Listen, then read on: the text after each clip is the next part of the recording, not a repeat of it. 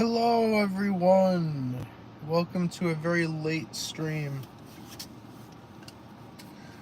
This is happening out of necessity. This was not the plan, but here we are.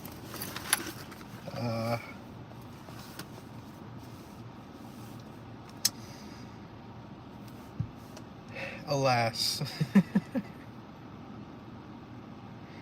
Here we are. Hope everyone's doing well, having a good day. Alright.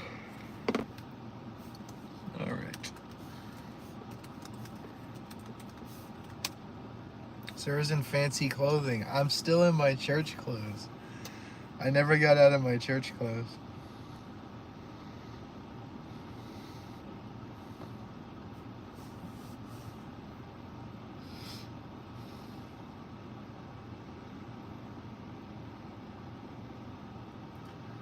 I do still have the drip on from earlier. I do. I did not change.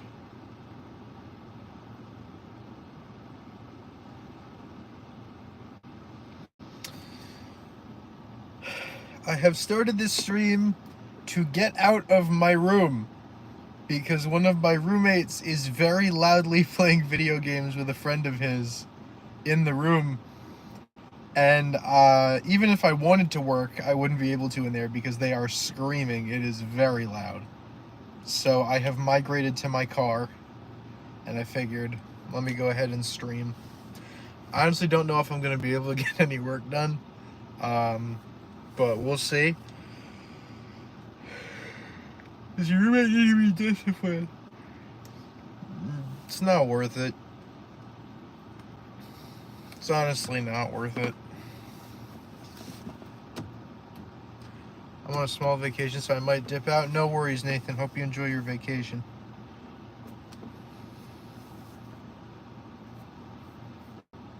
There was a bug on my computer screen. Alright. I need to find a way to make this multi-threaded, and I don't know how I'm going to do that. Alright. How we doing, chat? I'm going to try and be high energy, even though I'm very tired. If you couldn't tell, I'm very tired. But it's good to see you all. Thank you for stopping by. I appreciate it. Dude, I have the same ears. I mean, I don't know what that means, but okay. Yo, ear twin, let's go. Tomorrow's my birthday, so I'm doing great. Yo, let me real quick make sure I find some way to remind myself to get Derek's birthday in my phone. Moderators. So, yeah. But Derek's like an OG, so I definitely want to have Derek's birthday on my phone. Yo, Shrimp, what's up? Good to see you. Hi, bro. Yo, what's up? Iram Cooking Show. Hopefully I said that right. Sorry if I didn't. You sound like queso a little bit. Do I? Do I? Oh, what's up, though, Emperor? Welcome. Good to see you. Shout out to all the new people popping up in chat. Welcome. It's great to see you all. Nice try. You're not getting me with that. I've been doing this for 10 years. You're not going to get me that easily. 22. Good for you. Good for you. Or are you talking about viewers? I don't know. I thought you meant you were turning 22. Maybe I'm stupid. Sorry. Is that a deer? Hold up, chat. Can I allow y'all to see this? Y'all seeing that deer? Top of the screen. Y'all seeing that? That's a deer. Look at bro. Bro's just chilling.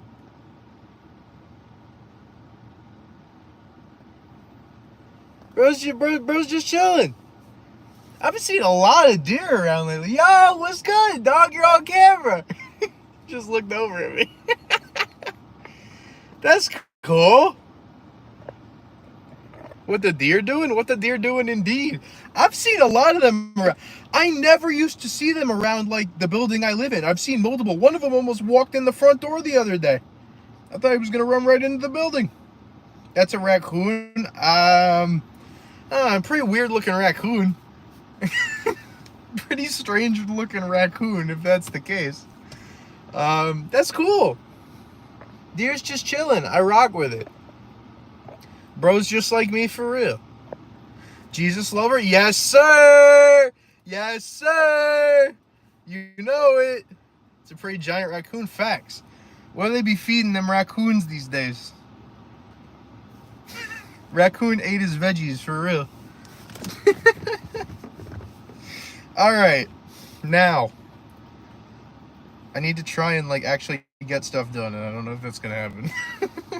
I like your attitude. Why, thank you. That's very kind. How do I make this multi-threaded? I need to use my big brain. Me when I love Jesus all the time, truly. Yo, Hank, what's good? Good to see you. Shout out my name, my fault. Abul, hopefully I said that correctly. Welcome, hello, good to see you.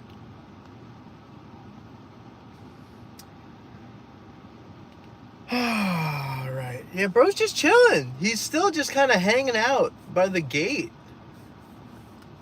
What's he doing? He's just kind of hanging out.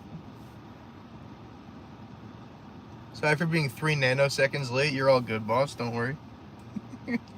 You are forgiven for your lateness. It's all good.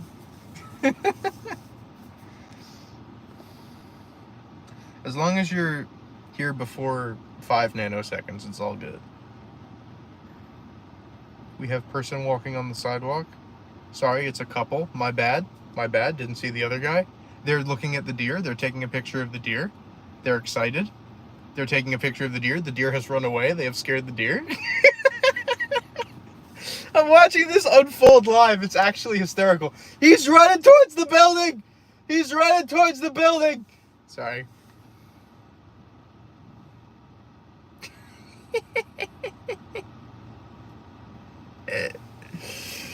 Oh, shoot. Lock the doors. Lock the doors. Full lockdown. Don't let him in. I'm just watching the situation as it develops. No, this couple is just walking down the sidewalk. They stop to like take a picture of the deer. The deer turns around and sprints away and runs toward the building. Silly, goofy deer indeed. Scrolling through streams, what's going on if it's okay to ask? Being forced to take classes on campus over the summer. So much fun. No, it's fine. I left my idiotic in a non-mean way friends to be here. I have my idiotic in a non-mean way friends. I love them dearly. I miss them. They are at home enjoying their summer, and I am here. Okay, so how we do this? I need to use brain power, and I lack it. So that's kind of difficult. I lack brain power.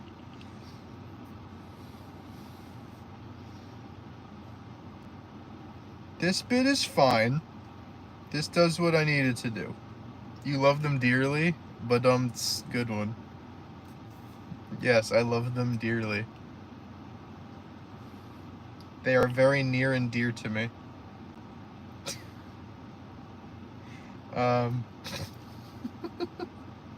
The deer has just taken over the stream.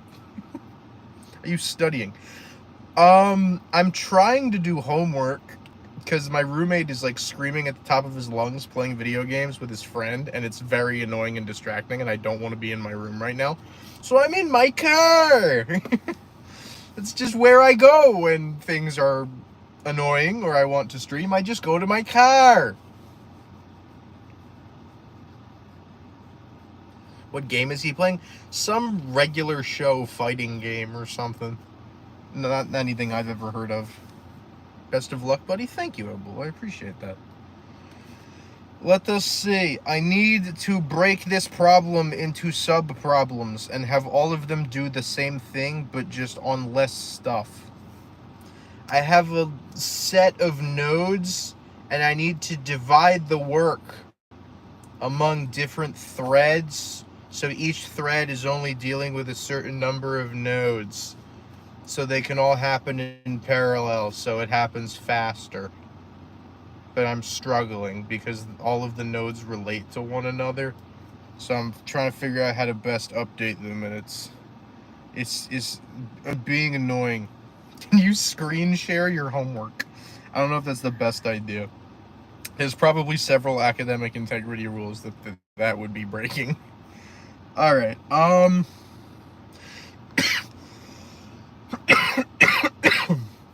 In more positive news, I pinged a group I'm in about a group project today because it's due in like 2 weeks and we haven't really done much, and apparently we're further along than I thought we were.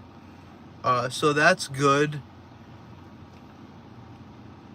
It's this something. Silver linings. I'm trying really hard to be positive. Anyway. So if I give a node or a thread a certain number of nodes,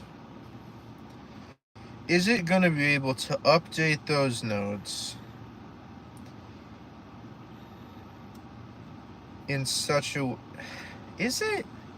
I mean, it should be able to.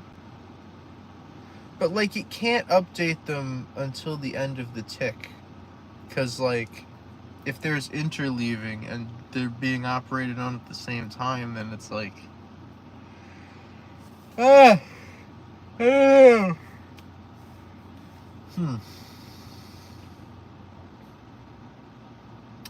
Trying to use my brain here. So I can pretty easily determine how many nodes I need to give each thread. That's not too hard. A homework stream would go hard. I've done a homework stream before. I did one freshman year. I put like lo-fi on in the background. I tried to like do an imitation of Lo-Fi Girl and it was not good. Would you like a coffee? I'm good. Coffee is gross. Me no like coffee. Yo, emoji spam. We love that. I'm kidding. Please don't spam emojis. Okay, because I need each thread to do the same thing at the same time, just operating on a smaller number of nodes. How do I do that?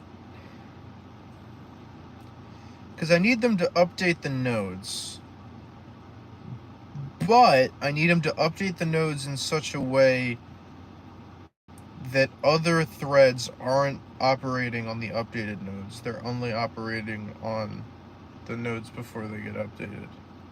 It's, I'm simulating an epidemic, and basically every turn or every tick, like, more nodes are going to get infected, and I need to determine, like say a node gets infected, I need to determine how to, like, infect it, but, like, not infect it, because if I infect it and, like, some other thread is operating on that node, then it's going to see it as infected, where on that specific turn, it's technically not infected yet. It's being marked as infected for the next turn.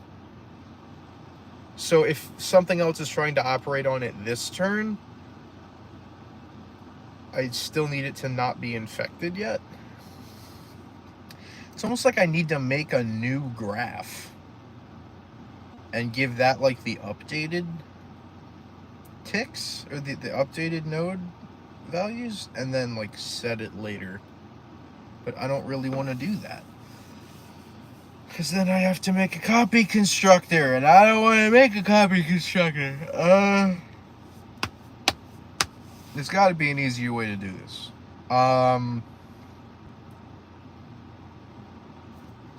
So I can create the size of the chunks pretty easily. Mark it as infecting, and at the end of the turn, change all infecting to infected.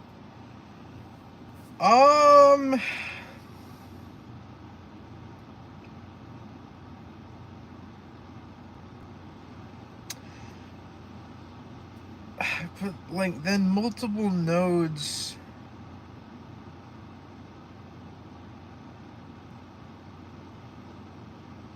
may operate on the same... Like, it's hard to describe.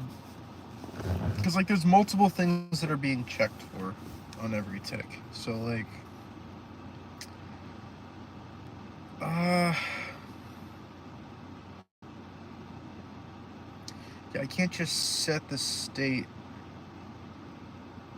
I can't quite just do that. Are you coding? Yes, I am. I am coding. So it's like I need to make another graph, and then, like,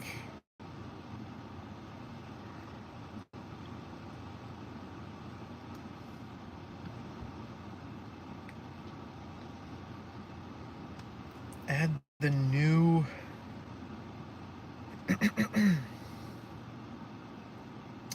but then I'd have to, like, I'd have to remake every single node with a new value, and I don't know if I want to do that. This is tricky.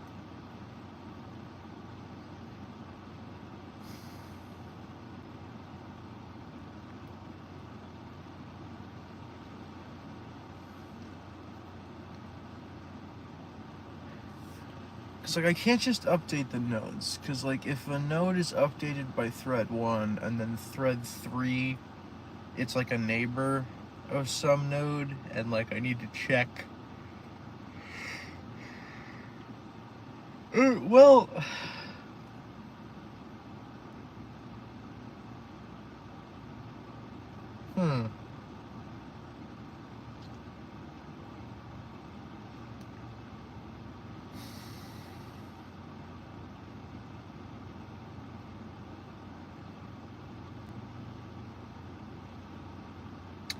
I don't know. My brain is not braining right now. Stream your code so I can steal it.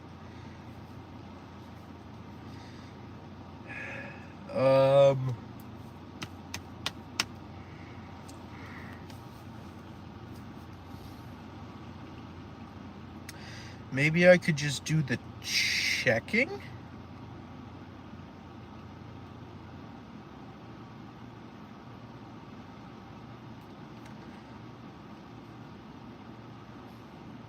I could just do some kind of check, maybe?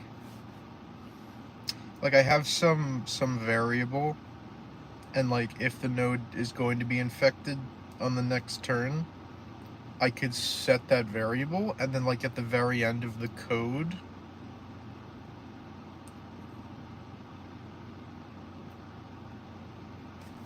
I could actually update the state.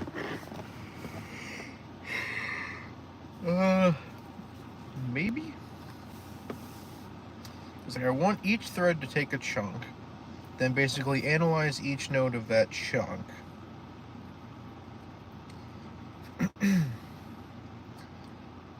Maybe some variable called, like, infect on next turn or something. Oh my gosh, Logan the Fisherman. With a $40... Are you kidding me? 40? Oh my gosh, dude. Logan, thank you so much. I don't even know what to say right now. Logan, thank you. Oh my goodness. I am genuinely speechless right now. I don't know what to say. Thank you so much. That's... wow. That's unbelievable. That's so generous of you. Thank you. Oh my goodness. I just was not in any way prepared for that. Wow. Logan, thank you so much. That's so kind. Oh my goodness. Wow. W Logan? Based Logan? I'm sorry if my reaction sucks. I just genuinely was not expecting that. Wow, man. Yeah, thank you so much. That's so kind. Oh, I wish I had a better way to show how grateful I am. It just kind of caught me off guard. Thank you. Thank you so much. Wow. Shout out Logan. That's crazy.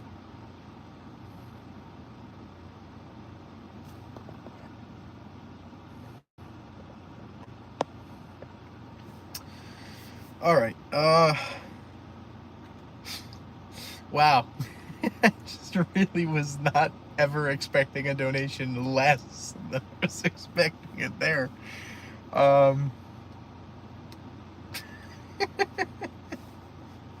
Thank you very much, Logan. I appreciate it. Imagine if Logan was secretly Mr. Beast that was just bored. Don't know. Don't think Mr. Beast would care about some 20-year-old virgin sitting in his car. Okay, let me think. So if I add a variable of like infect on next tick, or like Logan is more like Chandler, true. Chandler is based. W. Chandler, best Mr. Beast member for real. Yeah, I could go through and like set the variables.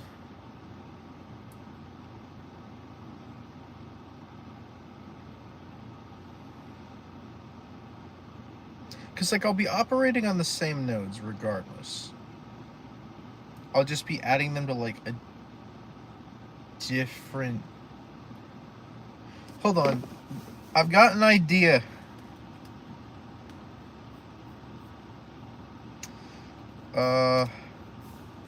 Private boolean infect on next tick.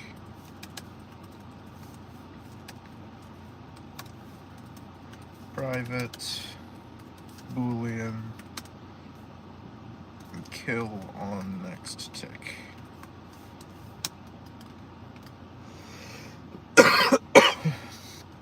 Private boolean recover on next tick. Okay, I'm gonna have to rewrite my progression function, but that could work, because if all they're doing is going in, but then at that point, is there even a point to doing the multi-threading? I was trying to think of like, is there a way of changing the values in the multi-threading that would, or like in the individual threads that would, because like if you change the value in the individual threads, like the only way to do that in such a way that like it wouldn't screw something else up is if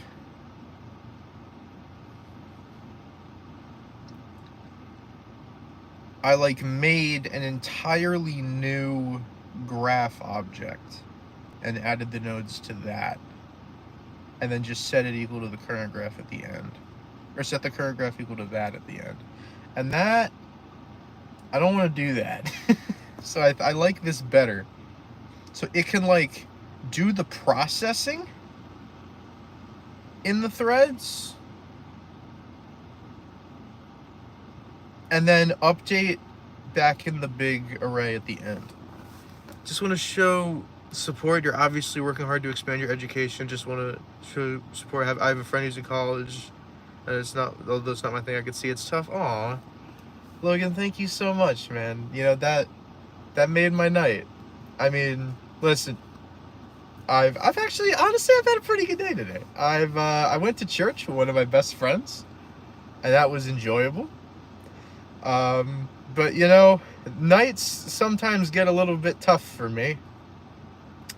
It's been that way for a long time, you know. I don't really know how to describe it, but I just get a sense of dread and like everything sucks and I hate everything at night. And I've been dealing with that the past couple of days, and it has been a really difficult couple of months. Yes, low fuel, I know. Thank you, car. My car is letting me know that I am low on gas. I know. I know. Thank you. I do need gas, to be fair. Yo, getting gas street? No. I don't know. Maybe. We'll see. Um, but Logan, I really appreciate that. You know, it's... I will finish this semester strong for you, Logan. I promise. I will.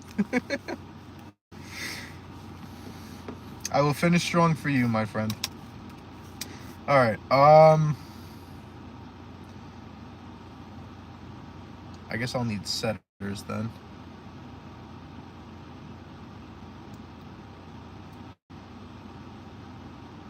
I'll need getters and setters, actually. Public Boolean get infect on next tick. Return this dot infect on next tick. Gosh, I love Java. It's my favorite language. I love it so much. Public Boolean get kill on next tick. This is the best thing I can think of, man. Because, like, this way, if like multiple threads are operating on the same object in some capacity, and they both mark it for infection on the next tick, like, okay. Because if it's marked true and then it gets marked true again, oh well, the value's still true, right? That's my thought process, at least. Now, this might suck, and I may have to completely redo it come Monday, but it's the best thing I can think of right now. Get recover on next tick. Return this dot recover on next tick. There we go. So these are values that it will be initialized to false, I think. Acting like a coffee hater, but then just yells, I love Java. Yeah, well, I want to do like one of those sure thing comments. Sure thing. Here's the information about the Java programming language. But I'm not smart enough to know things, so I'm gonna turn my my car off because I am running low on gasoline. All right, gotta do my Java doc. Gosh, I love this. Returns whether to infect node on next tick. Return whether to infect node on next tick.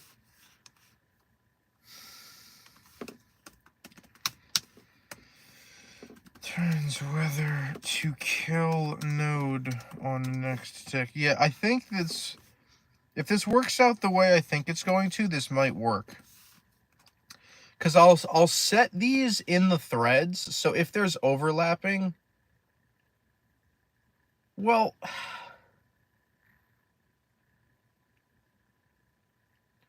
I mean,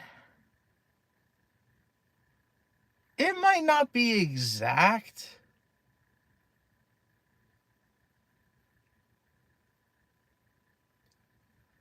Because, like, I'm dealing with, like, I need to take a certain percentage of the susceptible neighbors of infected nodes and infect them on every turn.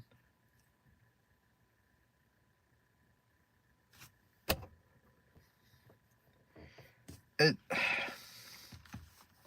like, if it's a little off, it's not the end of the world, right? Well, I mean, I guess I could check.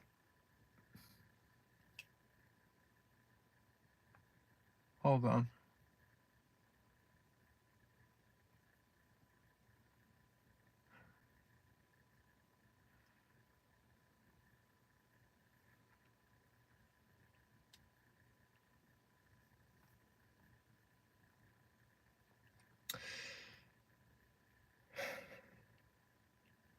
Nope, this should work.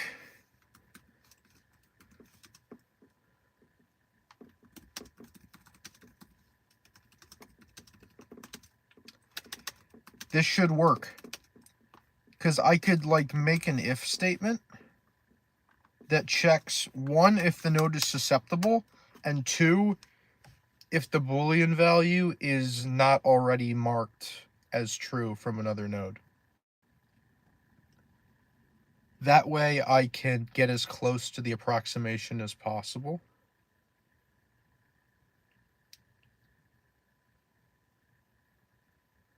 I think that might be the best way to do it. That way I can approximate as close to that number as I can. While, like, not compromising on, like, the data. Okay. Returns whether node should recover. If I could spell on the next tick. Can I spell the word next correctly? That is the question I have at the current time. I'm going to lock my car real quick. I don't trust people. Whether node should recover on the next tick. And now I just need setters as well. So public void set recover set infect on the next tick. Boolean infect. This dot infect on next tick equals infect. There we go. Your car was unlocked. It was. It is me, Logan Rosado, attacking you with my nanobots. I forgot about the Logan Rosado YouTube account. Core memory unlocked. All right. There were several. There was the Egg Dog YouTube account. There was the Logan Rosado YouTube account. There was the Bacon Boy 126 YouTube account. He came in many forms. A lot of chat probably has no idea what we're talking about, but I feel like that makes it better. What's up, Bloxer, by the way? I love It Is Me, Logan Rosado. To this day, they are still called nanobots, and long may it continue. Sets whether to infect node on next tick. Gosh, I love typing out the same sentence 17 times. Whether to infect node on next tick. When Dusky pranked people to think he got access to the... That was kind of funny. I gotta admit, that was funny. Dusky's like, I gave him like ultra mod perms. So like he could like actually access my account and like do stuff. So he'd rename his account like Method. I remember one big one was Method Tomato. It was just Bob the Tomato from VeggieTales. And he would like come in and be like, my dad works for YouTube. I'm going to mod myself. And then he went and actually did it. And chat started freaking out. And then I was... And then he would DM me and be like, don't worry, it's just me. And be like, oh, and I'd pretend to, I'd be like, oh no, Method Tomato modded himself. What are we gonna do? Oh, shout out Method Tomato. Gotta be one of my favorite YouTube accounts. Set kill on next tick. Java is my favorite programming language. Because he's better than Mario Man 251. Yeah, I was originally going to be Mario Master 64, but somebody already took that username, so my mom came up with a different number, and it was Mario Man 252, and that's what I picked. Is that Abby? What? Yo, hello. How are you? Kind of elite. I thought it was elite. I thought I was so cool. And now, 10 years later, I realize I was never cool. It's okay. I am cool to the right people. And that's what matters. I'm procrastinating work. You're so real for that. So unfathomably real. I was doing that for several hours, but now I'm forcing myself to actually get stuff done. Sets whether to kill node on next tick. Whether to kill node on next tick. How are you? I'm doing great! Remember that one time I saw Dusky all under one of his Eggdog usernames and reported it to Dusky, and he was like, that's not Dusky. Where are you in your car? Because my roommate brought his friend over and they are screaming at some video game, and I'm like, nah, I don't want to be in this room at the moment, so we are in the car. He's being a good, productive student. I meant bacon. Yeah, I remember I remember this vividly. We were playing Murder Mystery on Roblox, and somebody impersonated Doggy. And I don't remember who. I don't know if I ever found out who it was, but the account is still banned to this day. Part of me thinks it actually was Doggy, but I still have no idea. Alright, what was I doing? Yeah. Public void set recover on next tick.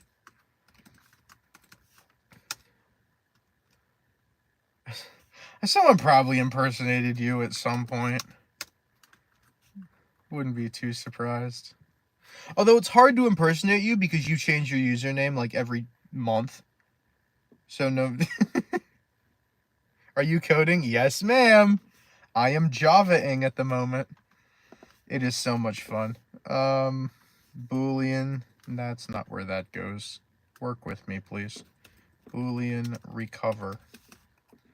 This dot recover on next tick equals recover.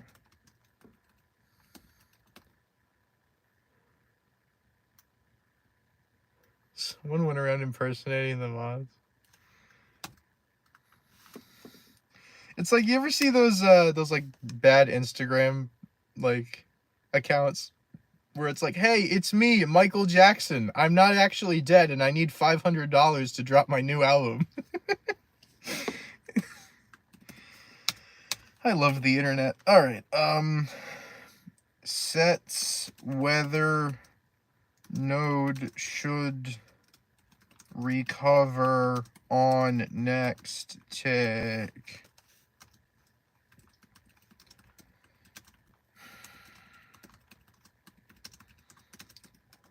Okay, getters and setters are done. Let's get back to this shenanigans.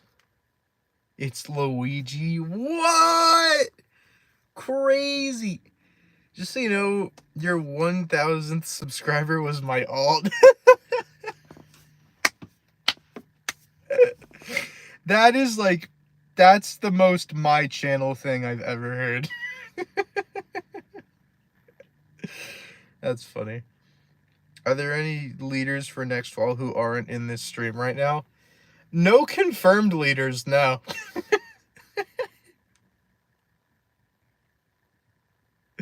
No confirmed leaders. The only confirmed leaders are all in stream at the moment. Because Mr. Duncan will be in Denmark.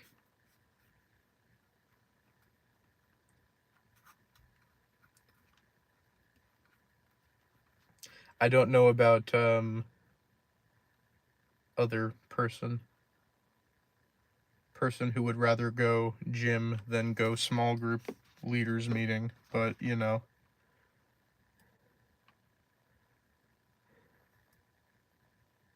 I have no idea about Avia. I just know Casey was going.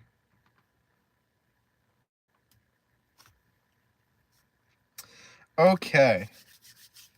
So we have the number of nodes, we divide it by the number of threads so it's even. We add any remaining to the final chunk. It shouldn't take that long. We want to make sure we get all of them. Now, I need to rewrite the entire thing. Cool. We should probably do this first. Don't advance tick if you don't have to. Okay. Alright, move those up there. Mom's calling BRB, no worries. Talk to your mom is all good. Yo. Denmark trip. Honestly sounds like a dub. Wish I could do that. But no, instead I will be taking programming languages and machine learning using data and intro to cognitive science, despite the fact I'm currently taking a 4,000 level cognitive science course. And social psychology. Alright. So, what we're gonna do is we're gonna delete system 32. No, okay. So we determine how much is going to be in each chunk, which is good. Now we need to add for in I equals 0, I is less than chunk I plus plus.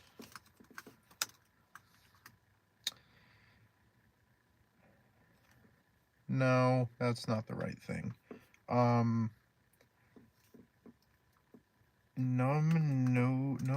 No, that's not right. This dot num threads minus 1. That's what I'm looking for. So for every thread except the last one, what do we want to do? We want to create a new array list. That's what we want to do.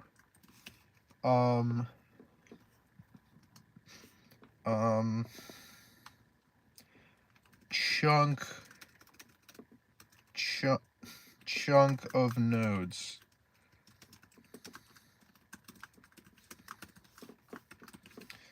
Cool. Then we want to do another loop. This one will go less than chunk. And we'll say this dot nodes dot get actually we'll do I. No, I times chunk.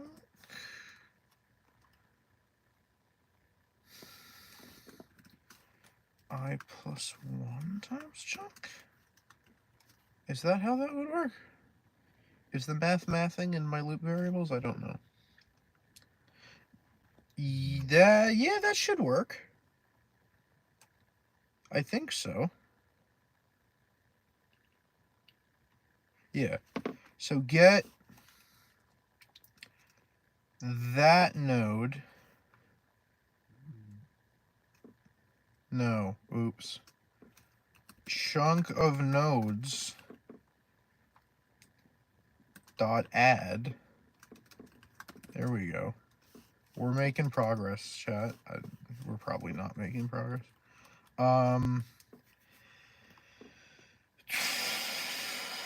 Yo, Tony Keith, what's up? Welcome back, my man. Good to see you. This dot nodes dot get index j. Okay, cool. So that'll do its thing and add all the nodes to the smaller array. Then, after that's done, we want to do all of this. Except I'm going to have to rewrite, like, all of it. Because I'm using a different checking thing now. Okay. Gib. There we go. Okay. So after that gets done adding everything, we're gonna have to change these. Well, actually, we don't want to do this until we're in the thread, right? So we'll do new thread, new runnable,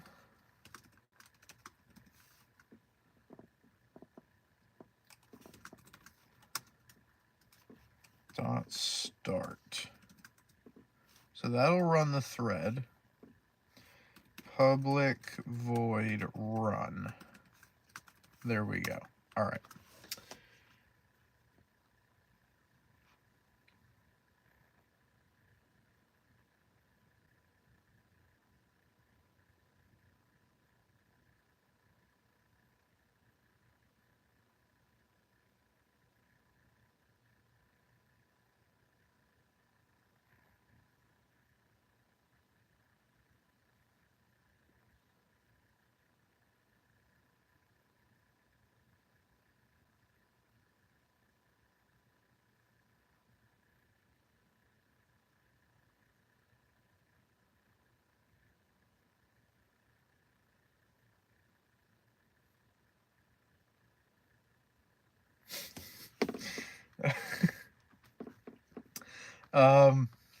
Okay. Now, what do I want this to do? I want this to do all of this. Yeah. Might need to change the loop variables. You are now variable K. Congratulations. And then this doesn't need to be nodes anymore. This needs to be... What does this need to be? Chunk of nodes. Yes, because it's going to go through every node. Right. Chunk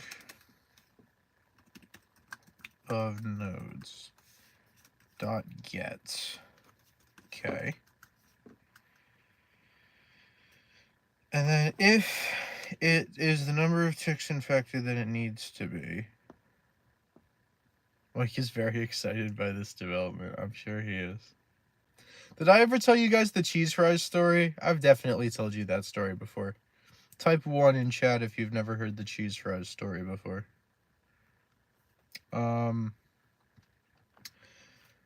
Die chance equals D. Alright, so we don't want to remove it. Or do we? Do we want to remove it? No.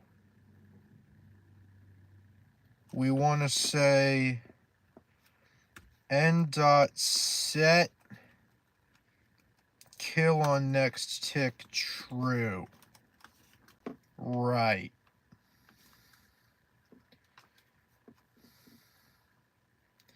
And I think that's it. I could have functions to like infect or kill or recover. I mean, infect... No, okay, infect would be simple, you just change the variable. Recover would be simple, you just change the variable. Kill is difficult because you have to remove it from the neighbor sets of all the other ones.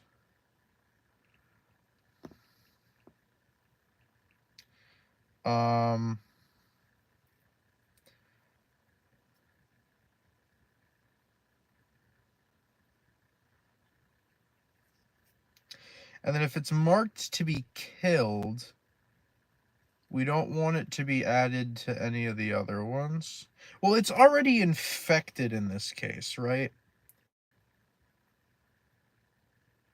So, yeah, okay, that's fine. We can leave that. We're going to get rid of this. We'll do that later. And since we're not removing it, we can also get rid of that. And then it's recovered, reset numticks infected. Cool. No, we can't set the state. N dot set recover on next tick true. There we go. I will tell the cheese fry story again. Okay, so freshman year of high school, my theology class took a field trip to some science center. I don't remember what its name was. It was some science center. It wasn't the Liberty Science Center, but it was some like science center or space museum or something.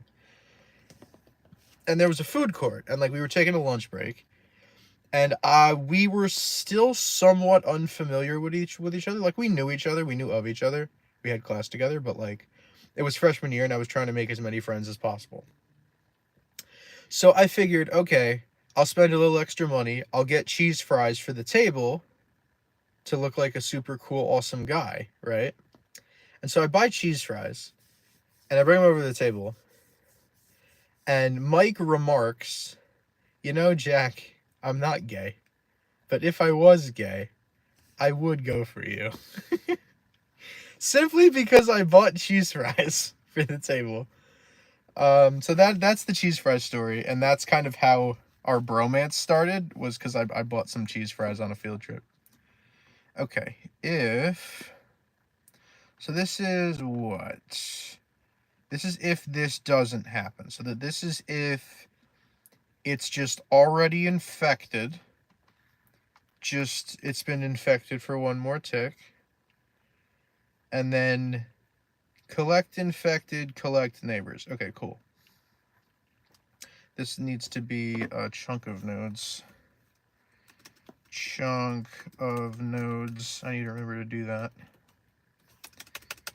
Chunk of nodes. Bromance is blatant self-report.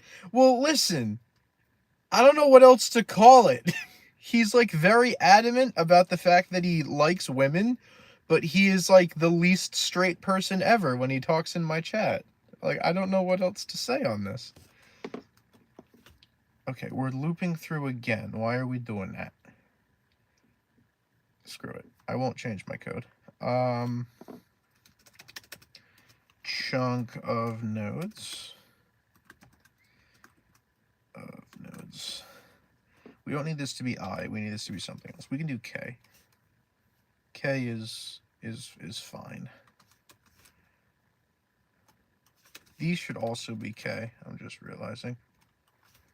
Yeah, those should be K. Because change your loop variables, kids. You don't want to cause a problem. Okay, chunk of nodes.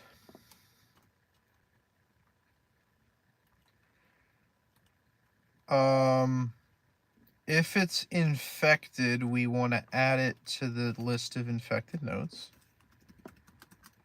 That's fine. Nothing crazy going on there. Except changing loop variables, of course. And then I can do this again. Oh boy, nested loops, my favorite. Nested loops are great. I love them. Okay. Cool. So this is looping through the list of infected nodes. The one woman he actually liked, he went out of his way to clarify how platonic it was. With you, it's the opposite. That is far from the only woman he liked, by the way. I don't know if I should reveal this on stream, because this was a recent event that was sent to the boys group chat, so I don't know if I want to reveal this, but I thought I told you about this. Okay, so we do get neighbors. And what we want to do is we want to get each individual neighbor. We want to see if it's in the neighbors list already. We want to make sure the state is susceptible. And now we also want to check if it hasn't already been marked to be infected on the next tick. because if one thread marks it to be infected on the next tick, we don't want it to be marked twice, because we want to get as close to our lambda value as possible in terms of the percentage of neighbors we marked. So we don't want to mark it if it's already going to be marked, because we want to get as close to that number as we can.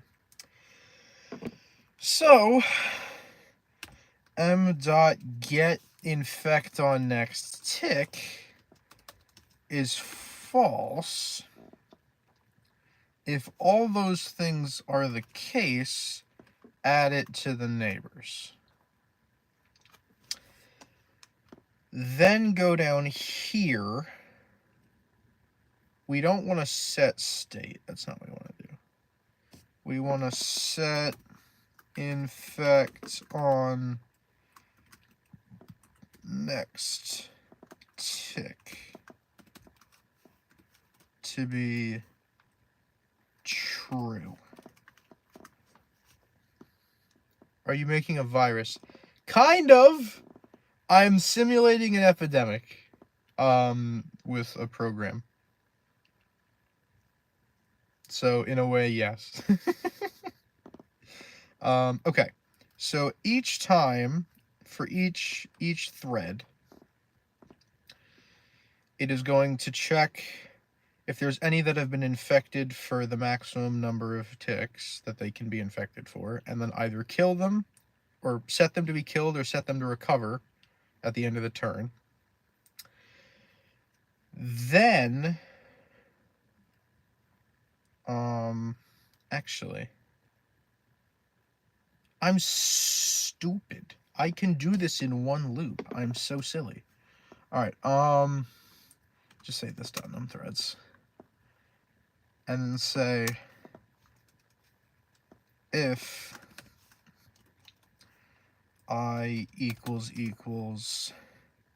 num threads minus 1 chunk equals final chunk, which is the variable for the length of the final array of things. Actually, no. That's not gonna work.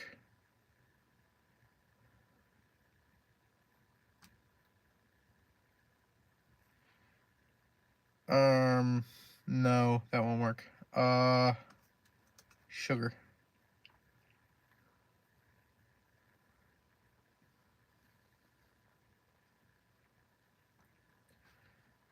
We'll just say int chunk1 equals chunk int chunk. I guess we'll call this chunk start and chunk stop. Chunk start and chunk stop. Okay. So we'll say this should be I times chunk start. This should be chunk stop.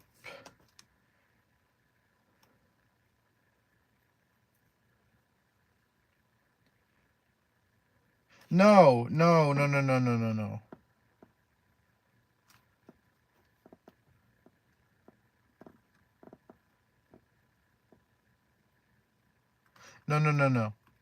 I got it. Int rem equals 0. That's what we need. That is what we need. Beautiful.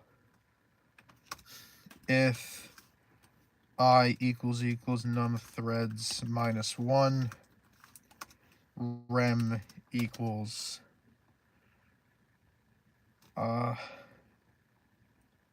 num nodes mod this dot num threads.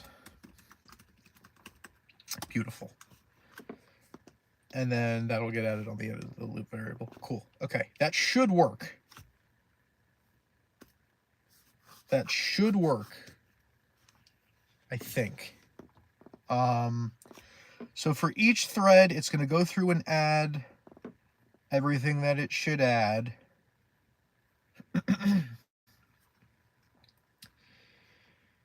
Mark to either kill, recover, or infect on next tick as needed. Then once we get out of the threads,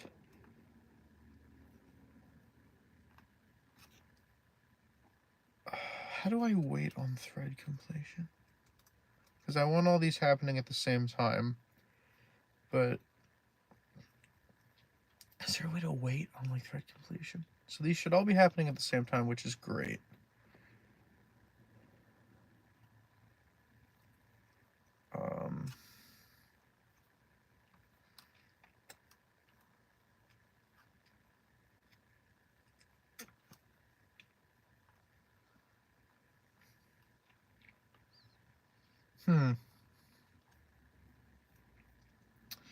So they all run, which is good.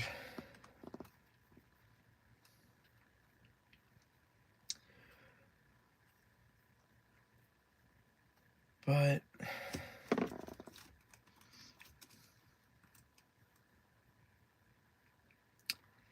I want...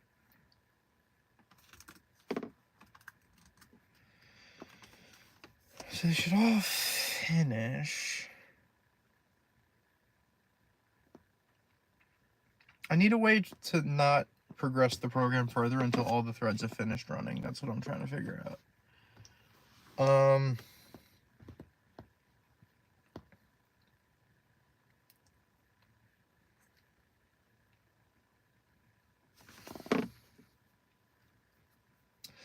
Okay, I'll do this. Int num stopped equals 0. Then right before this ends, we'll say num stopped plus plus.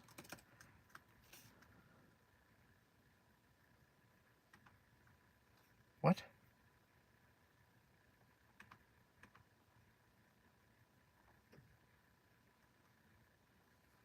What's the problem?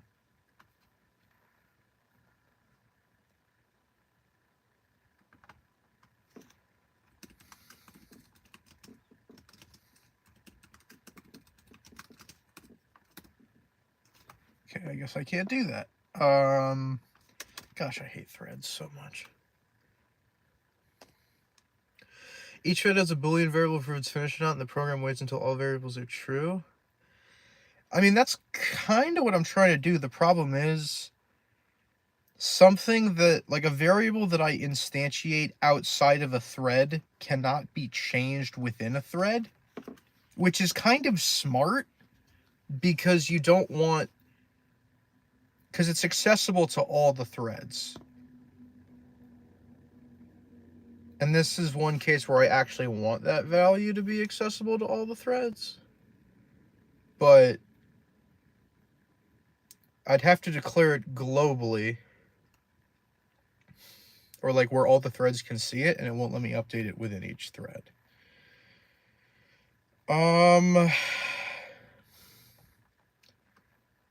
Actually, wait. I forgot all of this is happening within a loop.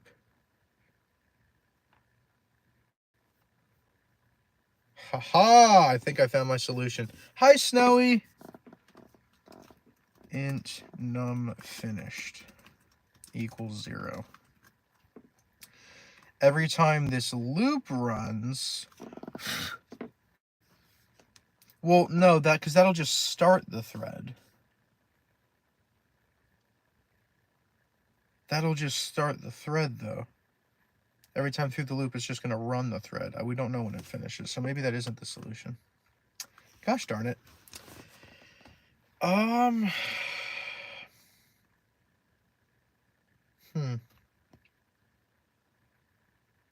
So I don't need final chunk.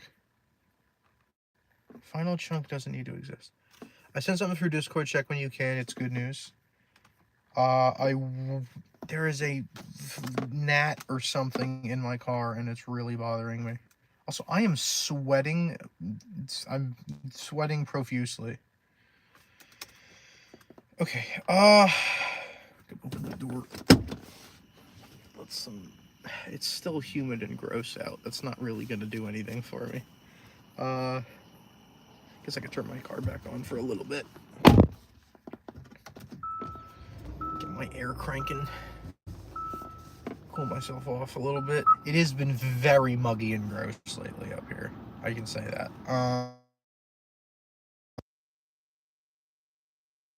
how to know when thread's done.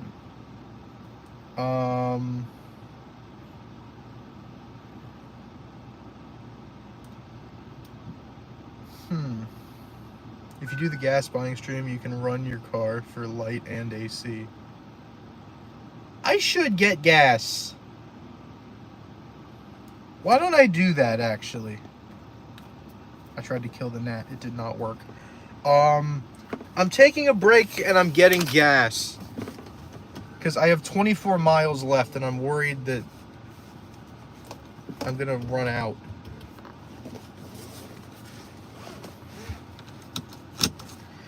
Okay, I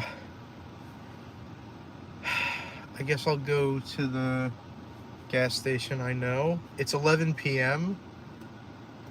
So there shouldn't be a lot of people out right now. Let's do this. I have my wallet, I have my card and stuff. Just not leak my credit card details on stream and I should be okay. I will need to do this anyway. I'm driving home in a couple weeks. So this does need to get done anyway. I don't normally let my gas get this low. In fact, I think the only other time it's gotten this low is when I was streaming in my car consistently, and that was back when I lived in my old apartment. Not sure if that's the one you mean. No, maybe the other one on that street next to the Sunoco. I don't know when they close.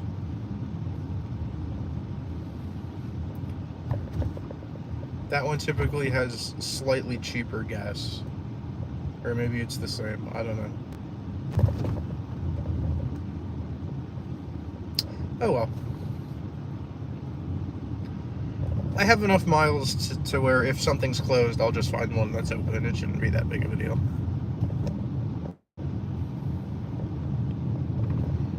And I get to pump my own because I'm not in New Jersey.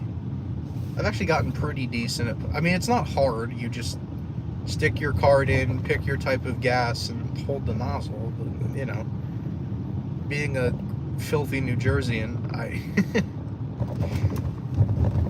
didn't have any experience pumping my own gas until I started going to college outside of New Jersey.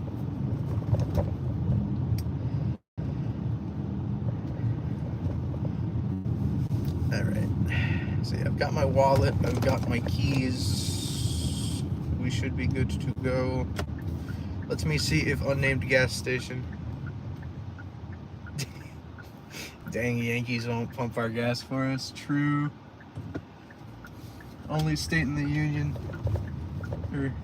No. I got it backwards, my bad. Honestly, I'd prefer if Jersey just let us pump our own gas at this point.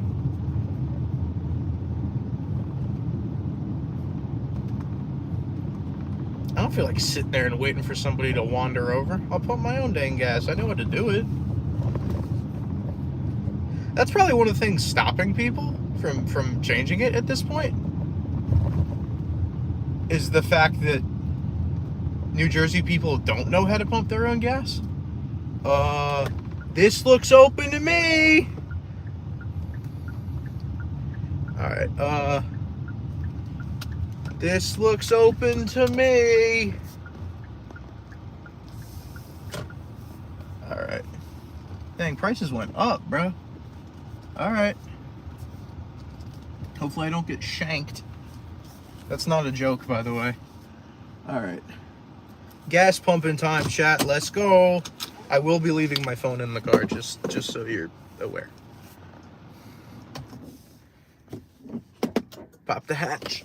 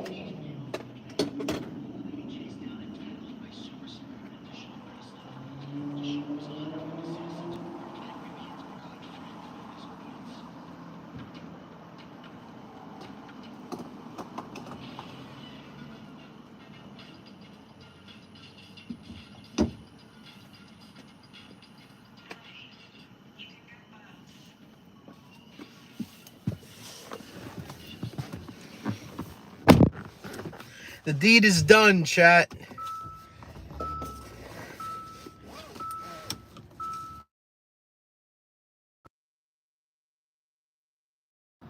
And 75 cents. 56.75. America. All right. Cool. The car has been filled with gasoline. Let's go.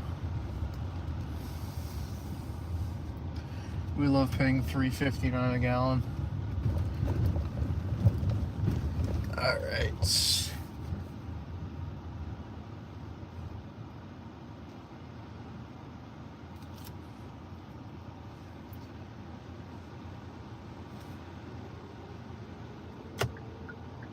We do be patient. Got Little Caesars. I haven't had Little Caesars in a hot second. I ain't even gonna lie. Little Caesars is gas.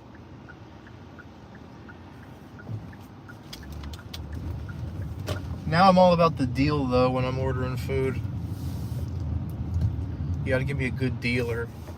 I'm not gonna be ordering from you. Like a bunch of places on Uber Eats do 2-for-1. 2-for-1 pizzas, 2-for-1 burrito bowls, 2-for-1, whole bunch of different stuff. Those are the places that I love hitting. 2-for-1, like chicken over rice platters at like those Mediterranean places. 2-for-1 wings, stuff like that. That's the stuff I order because I can typically get multiple meals out of it. Because I am a fat lard and I just inhale food. First step is to delete Uber Eats. They do 2-for-1s, dude. That's decent value. 2-for-1 pizzas, I can get like 4 meals out of that. And I know that sounds depressing, but that's because it is. I should have turned there, gosh darn it. Oh well, I'll turn around. Shouldn't be that hard. That's probably, yeah, it's a do not enter. We can't be doing that. We obey the law on this channel. With that being said, where can I turn around?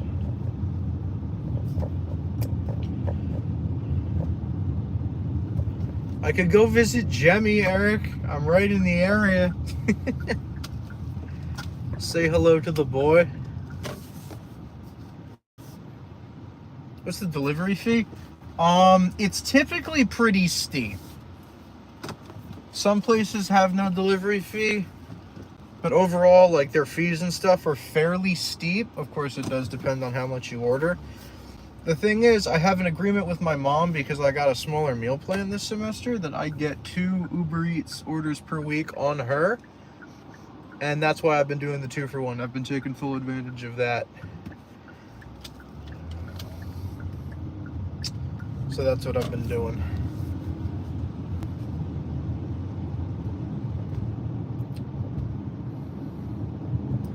You don't typically see places do a lot of 2-for-1, or delivery apps do a lot of 2-for-1 stuff, but Uber Eats does a lot of that.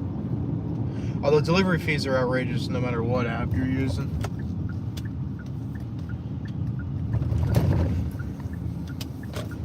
The worst part of deliveries, you got to factor in the delivery fee on top of tax, and then you've got a tip. So it's like sometimes you'll end up spending twice the amount of the item you just bought, and it's like, what the frig, man? I'll just walk there myself. No delivery fee, no tip needed. I'll just take my feet and I'll walk over there. Especially for places that are close to campus, like, I won't name drop, but unnamed pizza place that you and I went to before the start of the spring semester. Like, I will walk my feet down there and I will buy stuff myself. I don't need to be, you know, you doing no delivery fee nonsense. Also, why does everything up here close so freaking early? Why are the only places open past like 8 p.m. like a bunch of freaking pizza places? Like, it's so annoying. Like, it is a college town. Can we act like it, please? Dude, I don't know if of a single college student who goes to bed at 8 p.m. I'm just saying.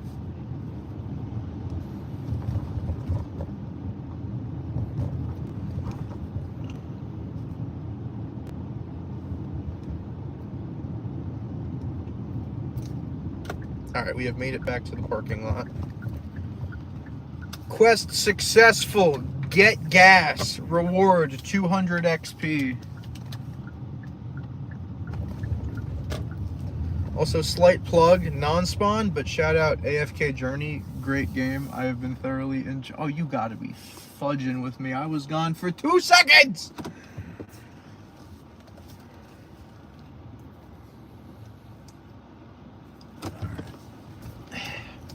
New parking spot, because getting into the other one is gonna be annoying.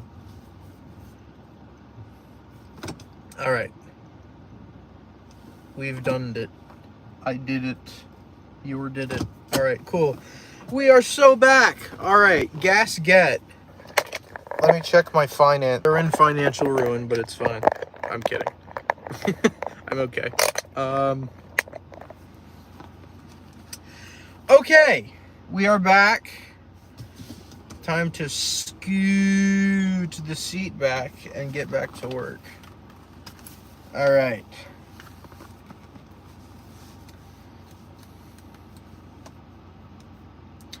So when we left off, we were trying to figure out how to determine when a thread was done.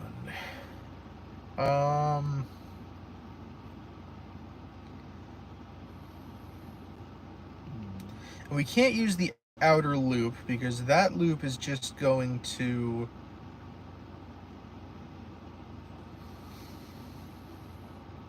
Well, the thread runs, but what happens after the thread runs?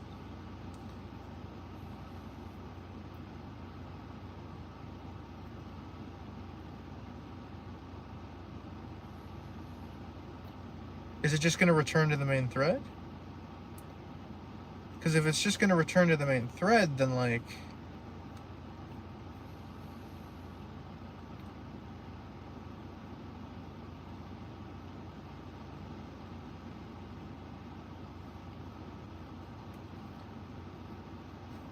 I need the main thread to hold up until all that stuff is done.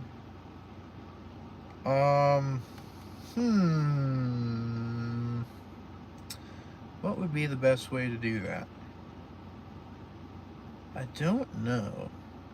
I mean, I've made more progress than I thought I was going to tonight, to be completely honest with you. How do I know when done?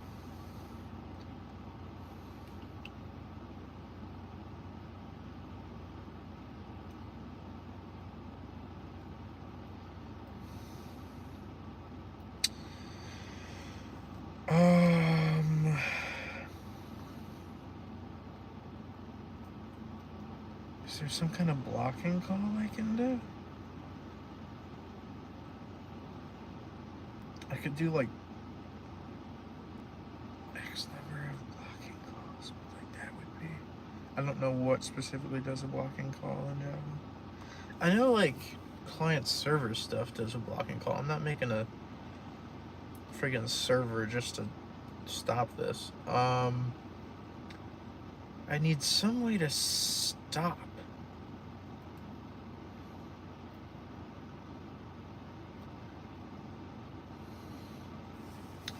Because the main thread will continue to run. That's how all these things are happening in parallel. A new thread will start.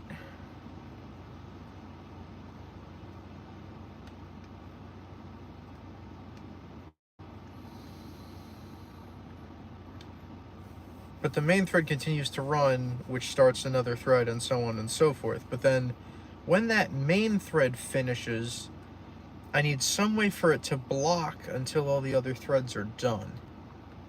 And then after that, I can go through and do all the main stuff I need to do, which will be to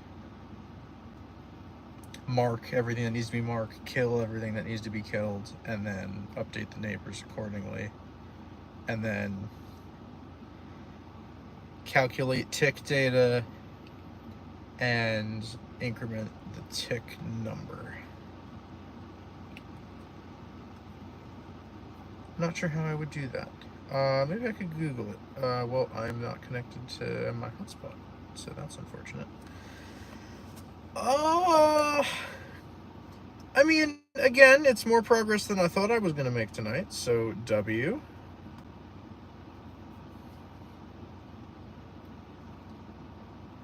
That's cool.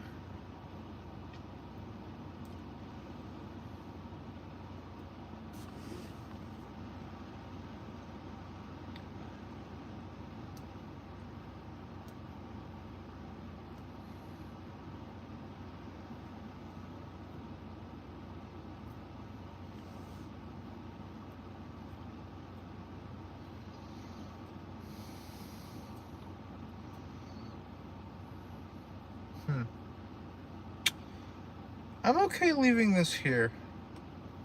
I might take another look at this either tomorrow. I might take tomorrow as my Sabbath. I don't know. I want to try and get some stuff done tonight so I can feel okay taking tomorrow as a Sabbath. I've probably put about an hour into this. This is solid. I'm okay with this. I'm okay with where this is right now. I mean, I can fill in the rest of it. I just need to... So we need to add... What the heck was I doing here? Oh, this is marking? Yeah, don't need to change anything there.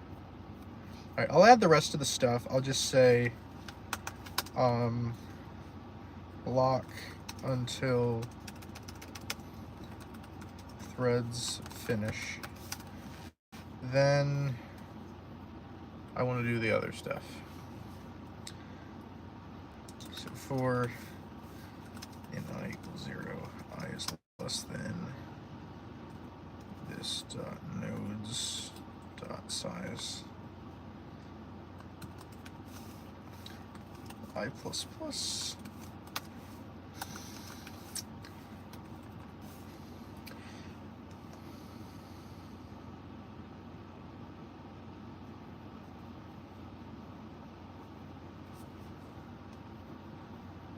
What happened to my cursor? Where's my cursor?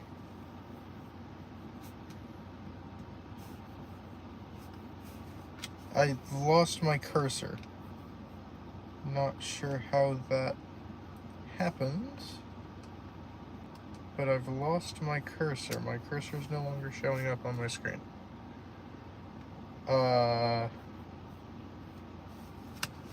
Explain.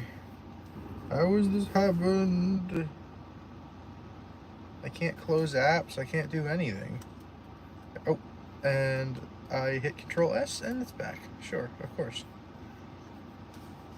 Okay, so if nodes.get I dot get infect on next tick is true, and nodes, actually let me do this instead, this will save me some typing.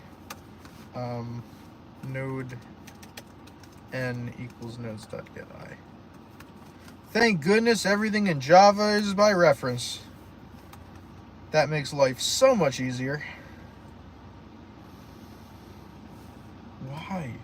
Why does it disappear until I save? It's so stupid. I don't get it.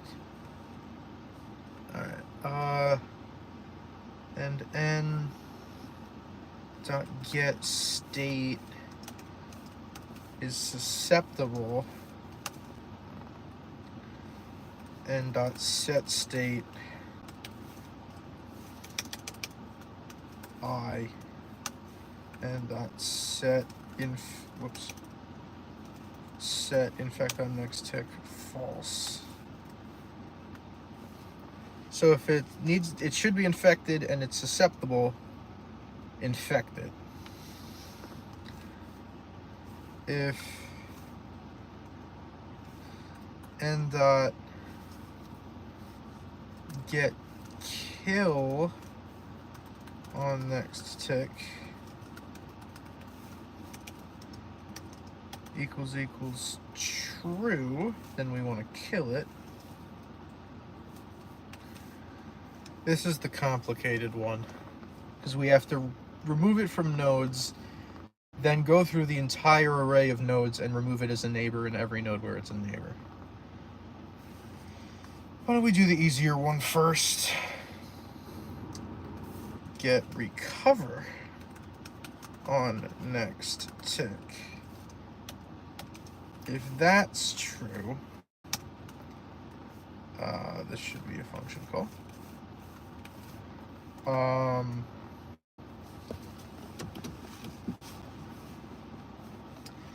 N dot set state R, N dot reset numticks infected, and then if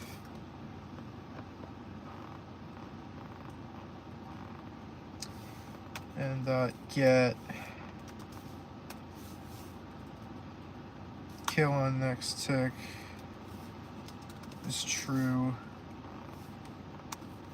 and set recover on next tick false.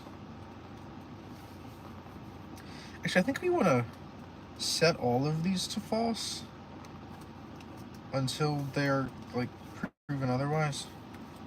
And set kill on next tick false. I think we want to do this for all of them, just so there's no like accidental overlap across multiple ticks.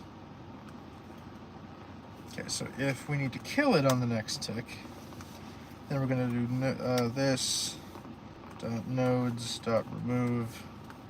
We want to remove n first of all, and then we want to, for int j equals 0, j is less than this dot nodes dot size j plus plus. We want to say if we'll do the same thing again, or we'll say node m equals this dot nodes dot get j. Then we'll say if m dot get neighbors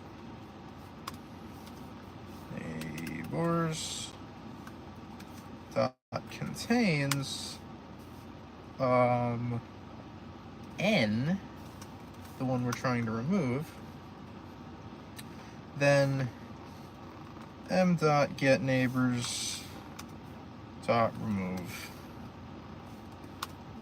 n, and that should do it.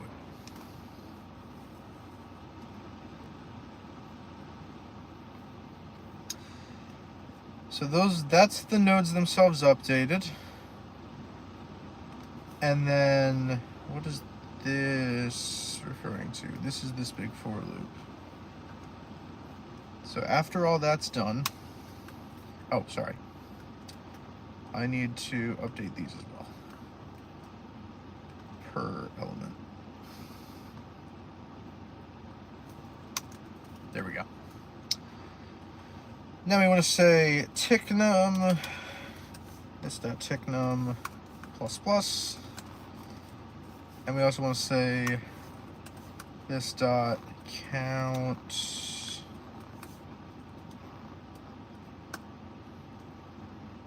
nodes. How are you supposed to count the number of dead ones though?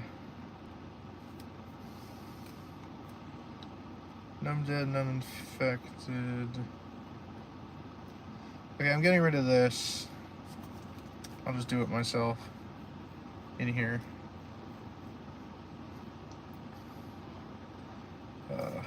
This dot num dead plus plus. There we go. And we'll count nodes and then increment the tick number. Okay.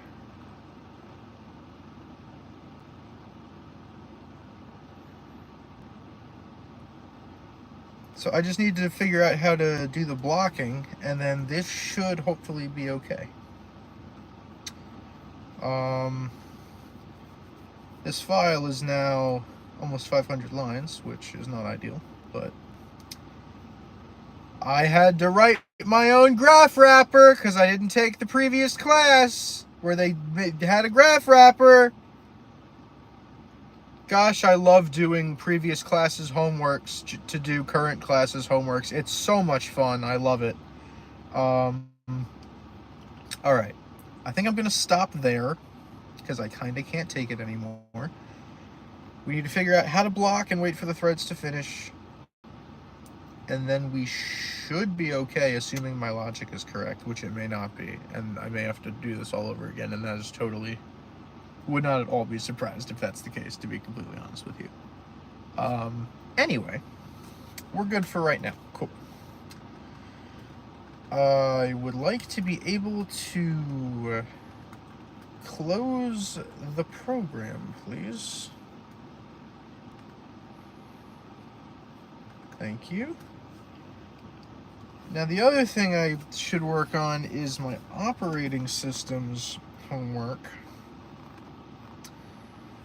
which I'm also not super clued in on.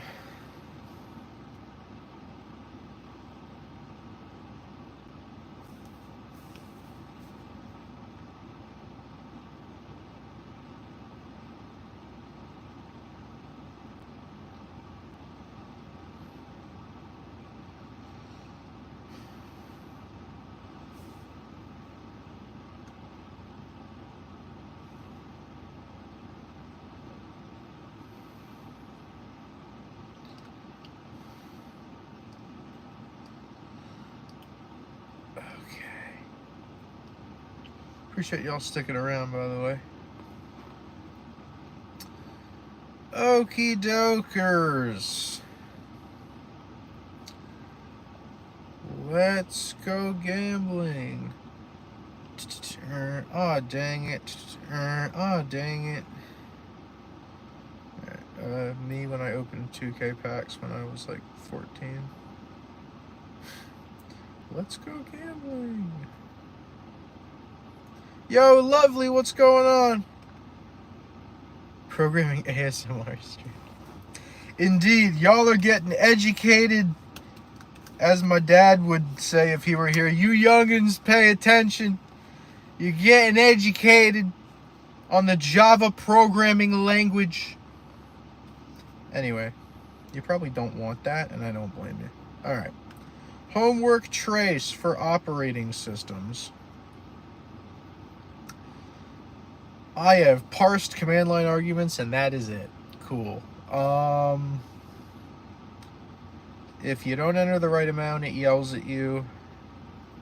What am I supposed to do with these? I don't know.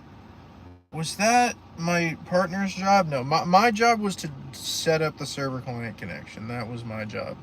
Because I just did a Java homework on this. I just did a Java homework on a client-server application, which I really hope I did well on. I used 5 late days on that homework. So I high-key really hope I did well. I've got a solid 1 bar of cell service. It might be hotspot time, chat. It might high-key be hotspot time. Thank you, lovely. Appreciate it.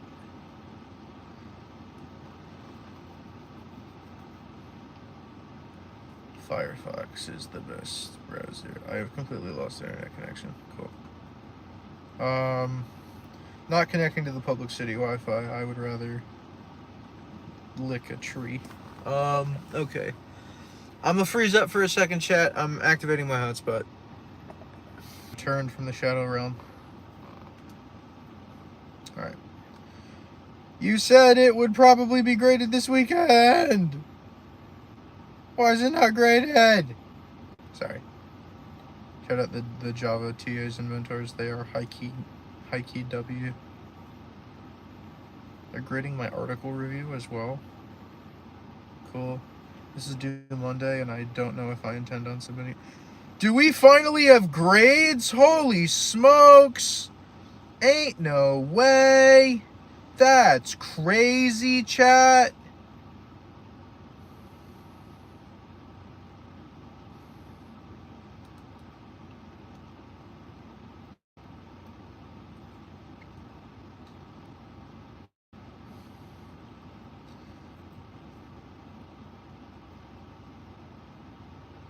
Rainbow grids exist? This is crazy. Last updated July 30th? How long did I not know this was here?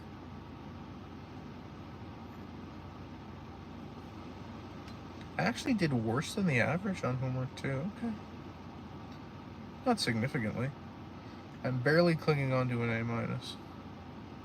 Oh well.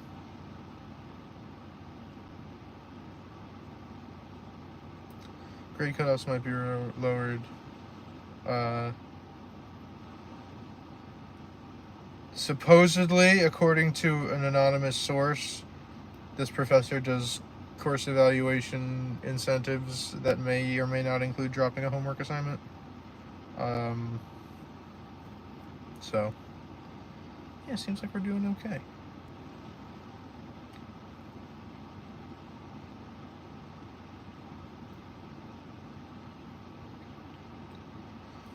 Class average is just below a B minus. I'm just above an A minus. We take those.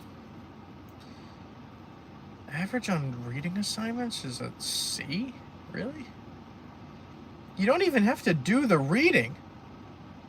Just like find a W3 Schools article and how to do the thing you need to do. It's not that hard. And like, don't copy it. Like, take stuff from the book, but like, you can do like a brief skim of the material like the day the assignment gets posted. Are you allowed to offer grade incentives for course evals? That sounds like bribery.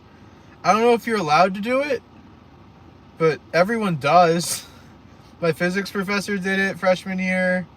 What other courses have done it? I'm sure other courses have done it. I just can't remember. I haven't actually had a professor do it in quite some time.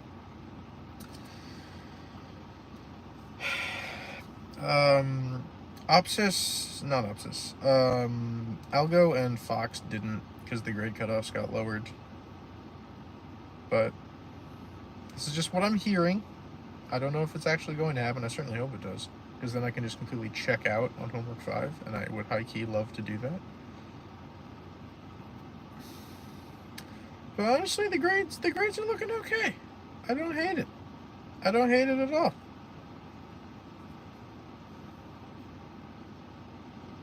The grades look all right.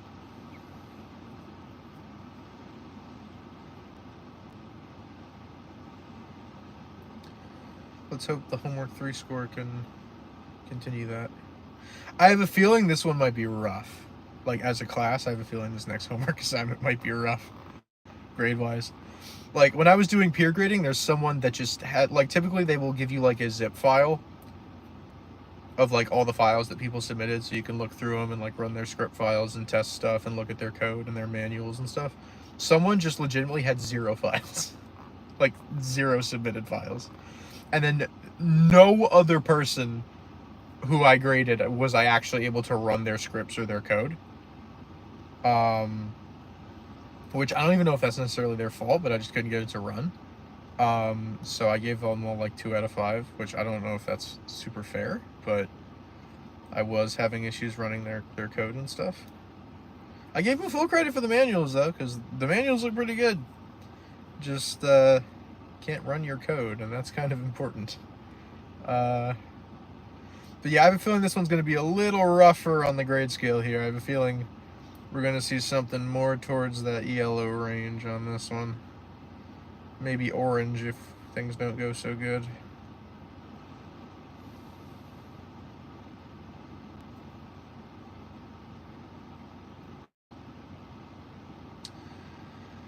But anyway, that's not the class we're focused on right now. I should still have 4 late days remaining. I do. Cool.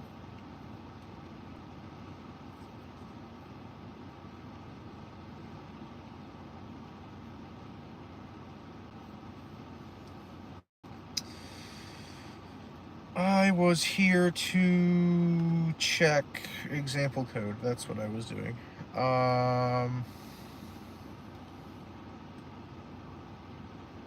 you guys update Rainbow Grids? You haven't updated it since July 16th. Can we get it together, please? I have a couple of perfect scores I would like to go in there. You guys got 2 stuff drop yet? No. That's on what, the 14th? Lectures. I want to look at this because I've never done client server in C before. I've done it in Java. I've never done it in C. Server simple. Let's look at this. So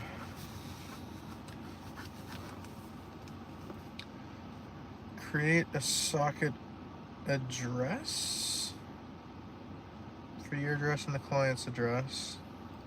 Create a socket, bind it to a port number,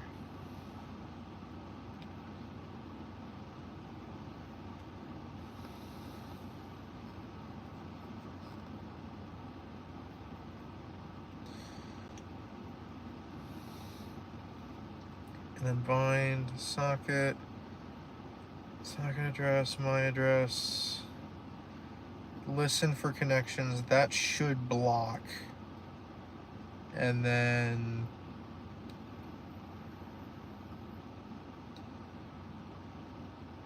accept the client connection.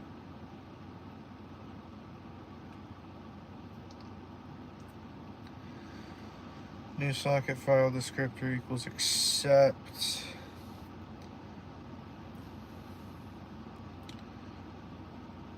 client address, client length, read data from the connection, close the connection. Okay, so this is, what exactly are we reading again? We're reading, I guess? I think we're reading, it's a Wordle program. This is a Wordle program. We're making a client server Wordle thing where like multiple people can connect to the same game at the same time. But it's not quite Wordle, because like once you connect to the game, if someone's already made a guess, like everyone now has 5 guesses remaining, and anytime somebody guesses, it decrements everybody's number of guesses. So it's like group Wordle, but you all collectively still have the same number of guesses. Do I really want to do this right now? Not really. I mean, I did a little bit of it earlier. I could just get the basics down.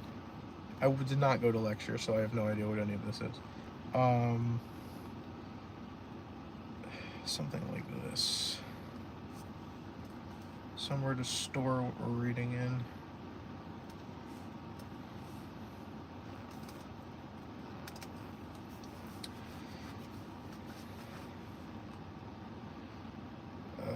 Char star buffer equals calloc.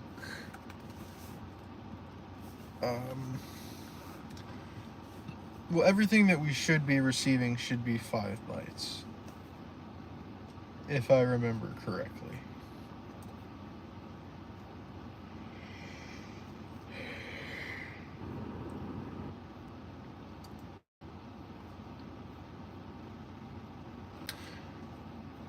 The client sends a 5-byte packet containing a guess.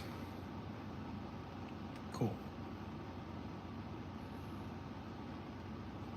So I guess we'll fix 5 size of char. And then I don't know what the heck we do from there. We create the socket first and foremost. That makes sense. Make a socket.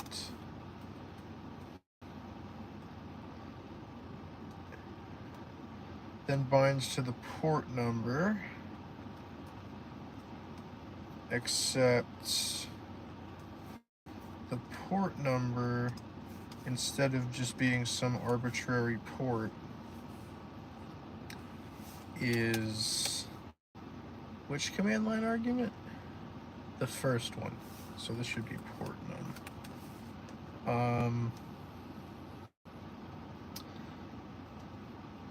Then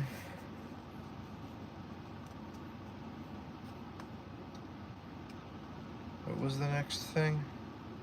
Listen for connection. What's the number there? Why does it say 5? I have to look at the man page. Man, listen. Listen for connections on a socket. What is backlog? Maximum length to which the queue of pending connections may grow. Oh.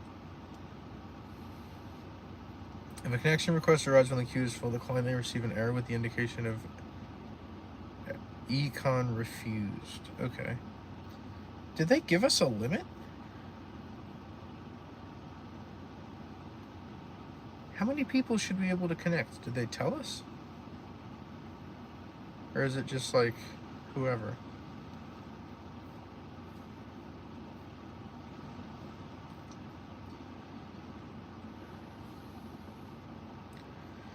It should probably be more than 5. I would guess that. 99.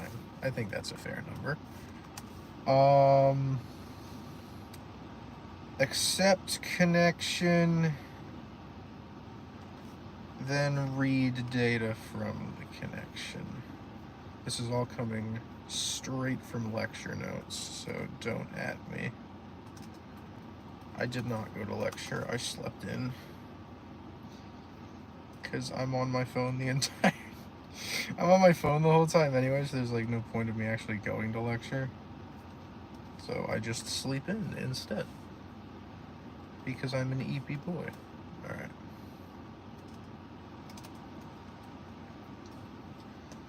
So you read... So you set this other socket file descriptor to be where the stuff from the client is written, and then you read from that. So you like accept the message, read it into something, and then read from that something into... Okay, we should only need to read 5 bytes. And then close it once we're done. Okay, so we should have this going in like a loop. Well, we can create it and then have the listen be in a loop. I don't know. I'm not working on this tonight. It's further than when I started, and I'm okay with that. Alright, I got late days, and I'm not afraid to use them. That's one of the great things about the computer science department at this school is they go into the class giving you a certain number of what they call late days, where basically an assignment is due on a certain date, but if you have a late day, you can submit it a day after, like within 24 hours after it's due, and not take a penalty. But they also set limits, like you can't use any more than like 2 or 3 late days on any given assignment, so you can kind of budget throughout the semester and see, all right, do I want to save them for the harder assignments? Oh, I forgot something I need to do on this assignment, or I realized what I did was wrong. I want to edit my work and fix it. I want to use a late day. I did that once. We like went over it in class, and I was like, oh, I totally botched this one problem. So I went and fixed it and resubmitted it and used a late day. That was scary. That's the earliest I've ever had to use a late day, and that scared the crap out of me. Alright, I am gonna be done with this because I am EP, and I don't want to do this no more. Because I am EP, I don't want to do this anymore.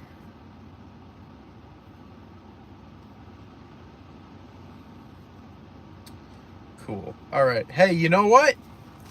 I was fully aware of the fact that there was a good chance that I would go into tonight being like, I need to work on these 2 assignments and getting 0 done on either of them. And I made progress on both. So you know what? W, we did things, and it was great. Now, I just hope I can go back to my room and not hear two people screaming for the next few hours before I go to bed, but what are you gonna do? And I appreciate you guys hanging around. I've appreciated having you guys in the background, chatting and chilling. I've appreciated having you guys chilling while I've been working.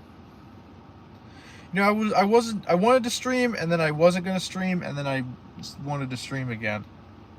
And things worked out perfectly, praise God. I got work done and I was able to stream, so W. And I got gas. Look at how productive we were, chat. We were so unbelievably productive. Let's go.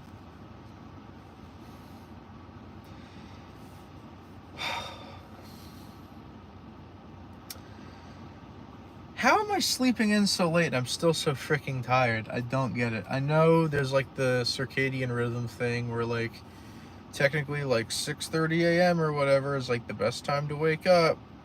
Because like your body's like, hey, you should start existing now. There was like a Tim and Moby thing on that at some point. Shout out Tim and Moby. Shout out Brain Pop.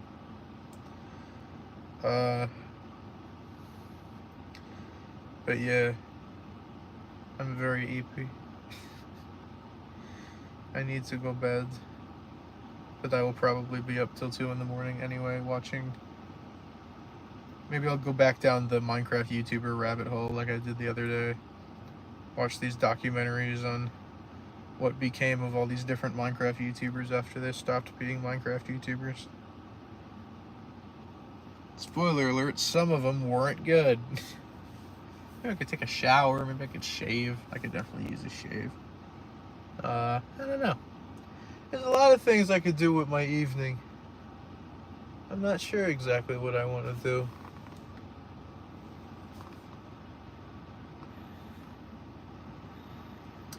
In the meantime, we'll hang out for a few more minutes. The daily reminder that Jesus loves you, chat, and that he wants a relationship with you, and that if you turn to him, it'll be the best decision you ever make. He does not promise a stress-free life, but he promises eternal life if you believe in him, and that's pretty cool, if you ask me. Also, chat, brief side note, I would recommend all of you read through Isaiah 59. I read through it last night. I've been reading through Isaiah over the past couple of months. Isaiah 59 was genuinely one of my favorite chapters in Isaiah so far. Just kind of the amount it covers and like the way it covers it was very noteworthy to me. So I would recommend reading through Isaiah 59. It's not one I hear brought up too much. I hear like Isaiah 40 and like the ones with the, you know, the ones with the notable verses that people quote all the time. But I don't hear Isaiah 59 brought up too much, but very much enjoyed reading through and thinking over Isaiah 59 last night. And we are less than a week away, actually I think we're exactly a week away, or pretty close to finishing Isaiah, which is pretty crazy. Because I started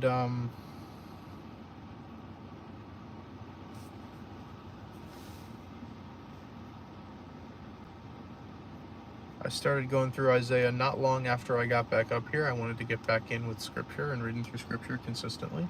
It's something I used to do a lot, and I kind of stopped doing it for a while. Talking about the Bible, what did I miss?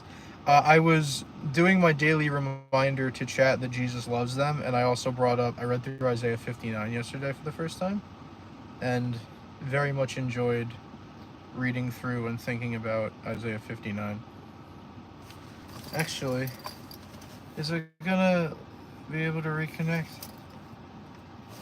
Yeah. I'm doing it! Because screw it.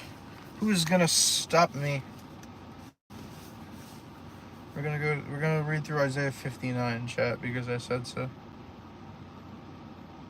Ah, yes, I pull up YouTube and the video Mr. Beast and the Illegal Lottery by Captain Sparkles. Alright, Isaiah 59.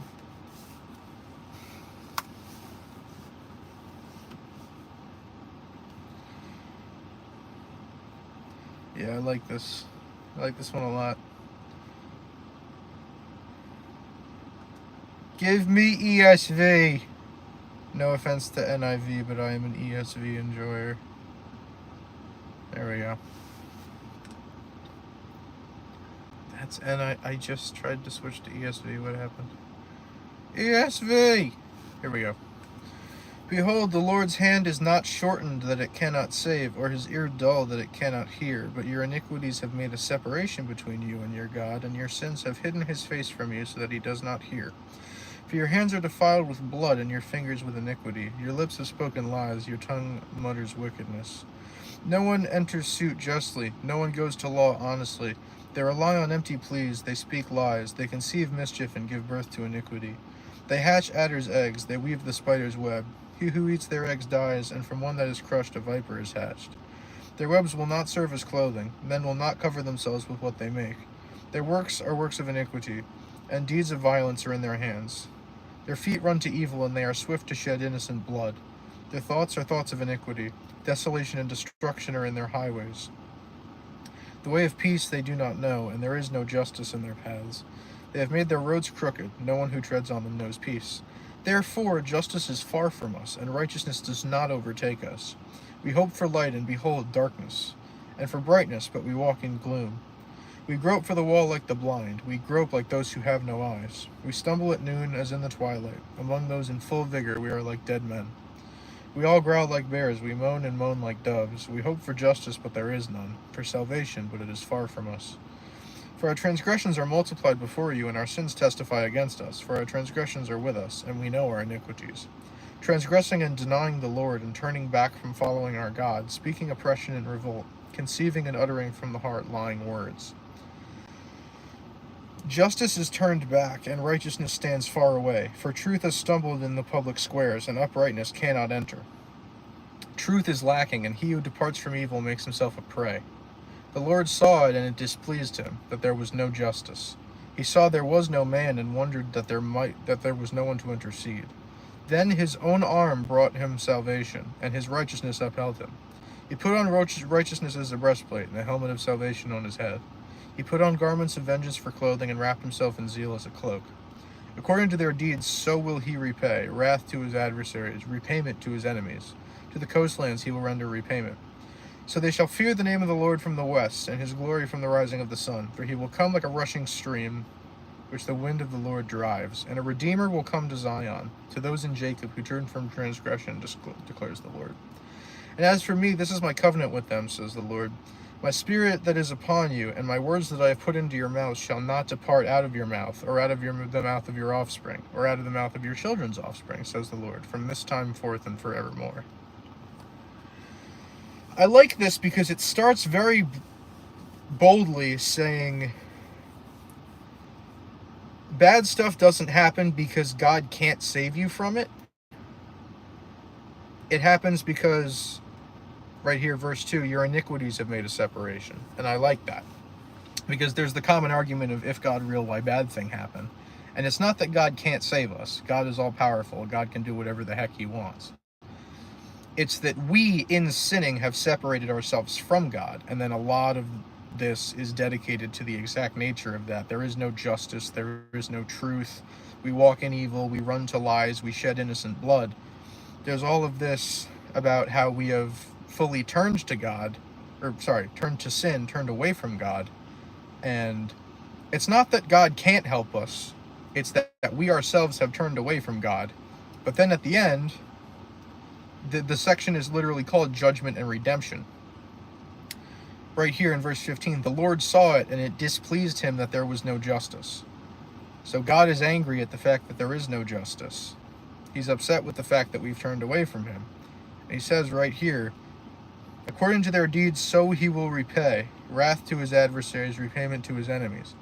But then we go down, and we see here, a Redeemer will come to Zion, to those in Jacob who turn from transgression. So we see God can and will save. We see God can save. God can remove iniquity. But we choose to turn from God, and we aren't helped, not because God can't help us, but because we refuse to be helped.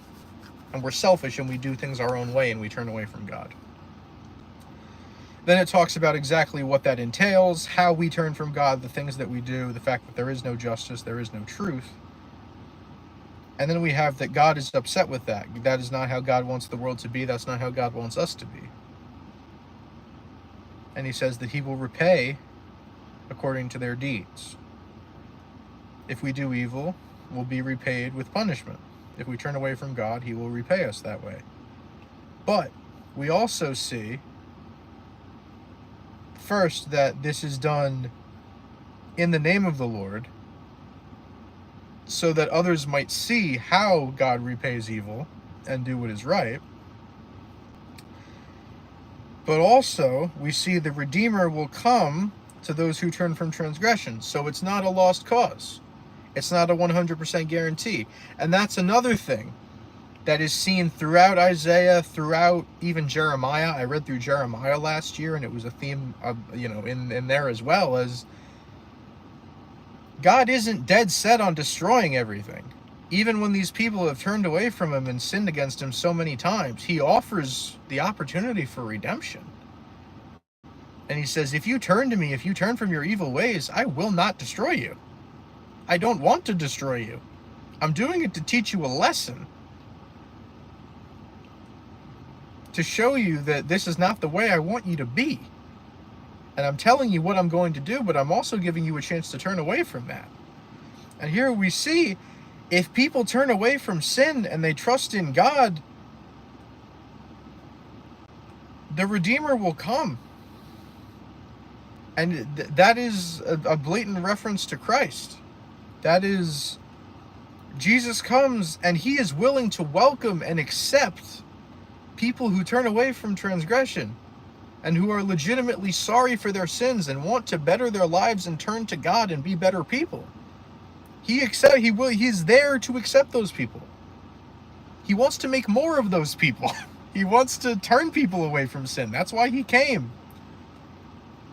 And then the last bit, verse 21.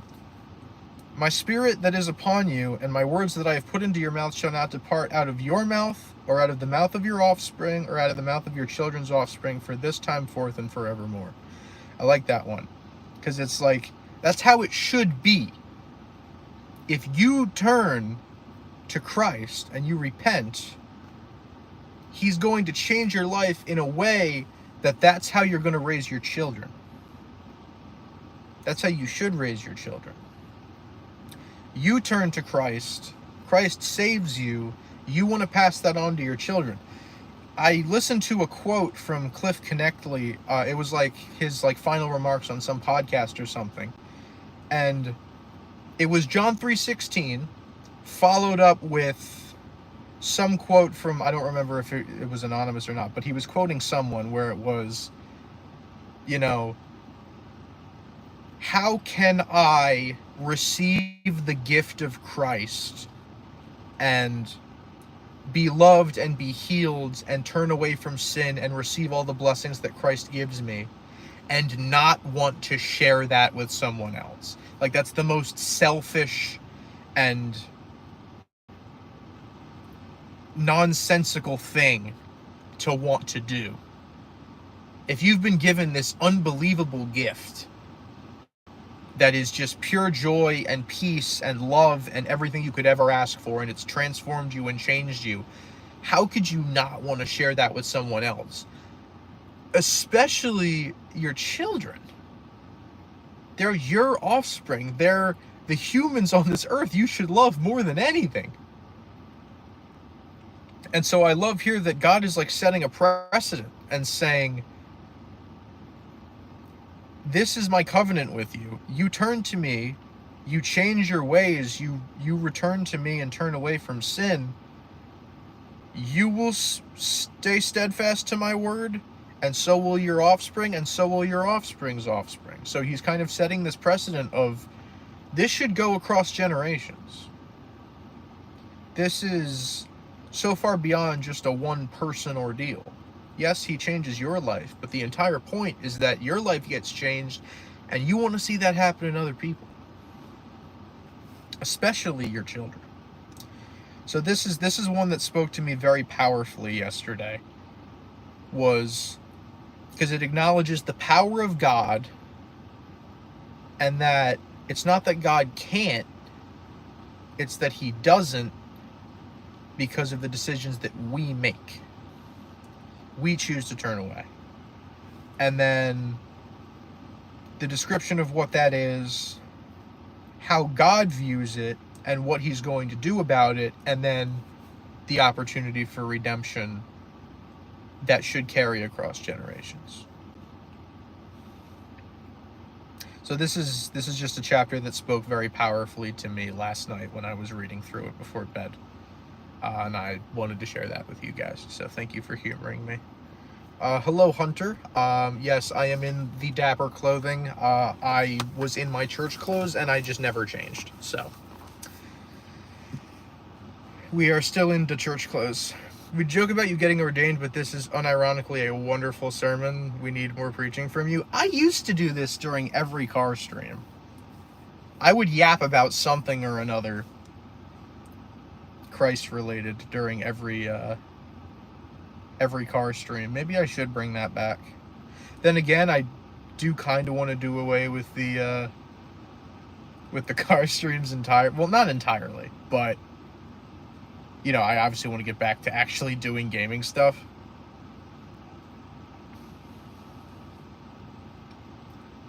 As I'm sure a lot of people who watch the channel would like me to do as well. And believe me, chat, I want to. Don't get me wrong. I absolutely do.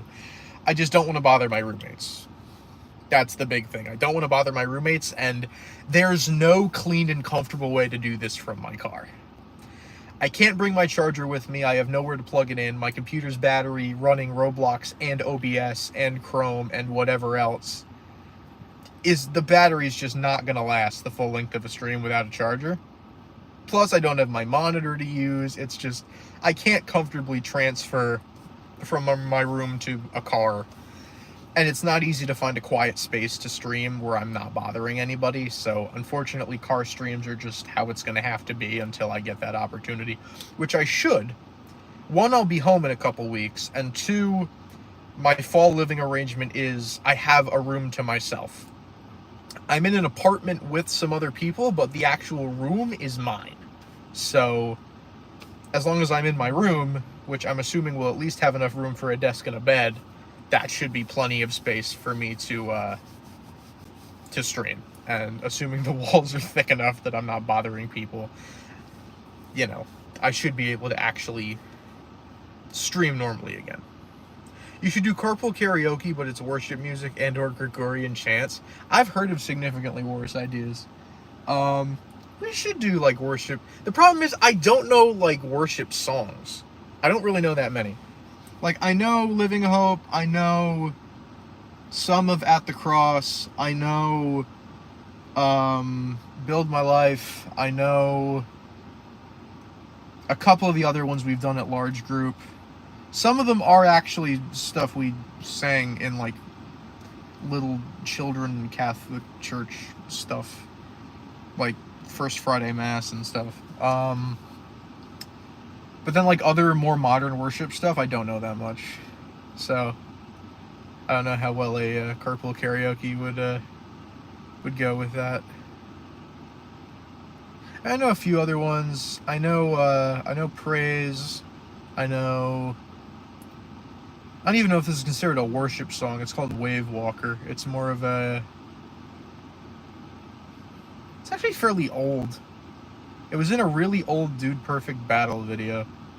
And I never even realized it was a Christian song until I actually listened to the lyrics, and it's all about, like, the power of Jesus and, like, resisting Satan, and, like, Jesus comes through and stuff. It's actually a pretty good song. And I swear there was one more. I think it was Build My Life, because my friend sent it to me freshman year. He sent it to me. I found it through him before I found it through other means. But very pretty song. Actually, I listened to it on the way back from Basileia while I was in the car. I was in the car, I was on the highway, I was singing Build My Life at the top of my lungs, because, like, you know. That was a conflicting drive home. Because, like, that was a conflicting trip in general, because I drove 6 hours up and 6 hours back. I picked up Jemmy at the Union, and we drove the second leg together. There was no cell service for, like, the last hour or two of the drive. It was really annoying. And, I dropped Jemmy off. Did I take anybody else? I don't think so. No, I took Adeline. That's right. Adeline was on staff, and I drove Adeline down to the train station. I forgot I did that. So yeah, Adeline and Jemmy came back with me from Basileia.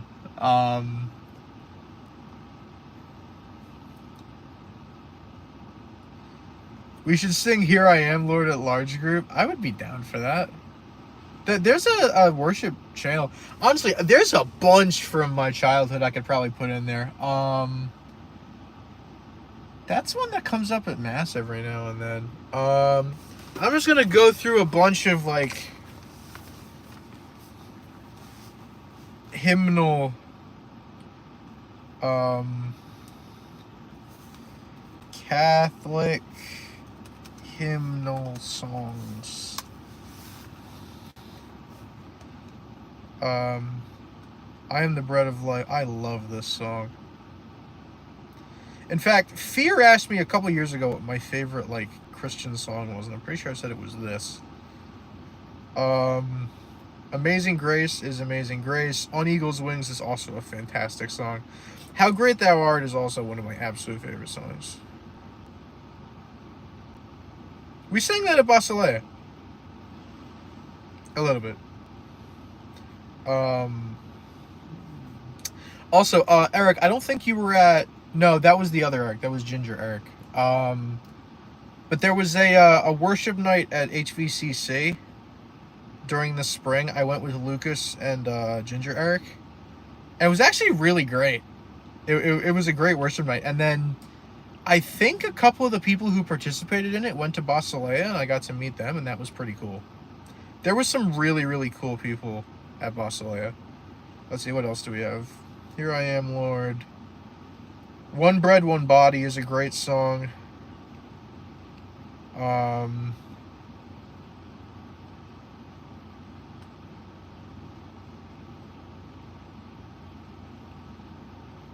These are all good.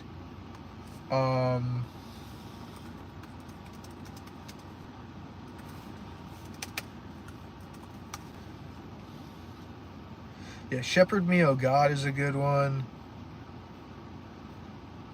I need, like, a longer list.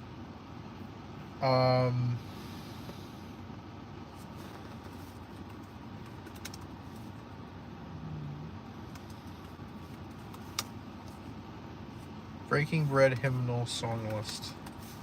This is the classic one that all the Catholic churches use.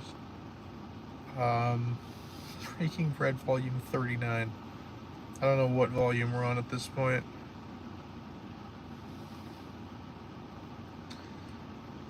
There are some really good ones. A lot of them are, like, Eucharistic hymns that I enjoy particularly, but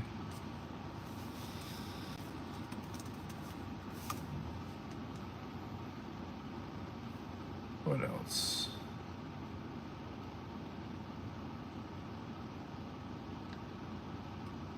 Oh, I forgot about this one.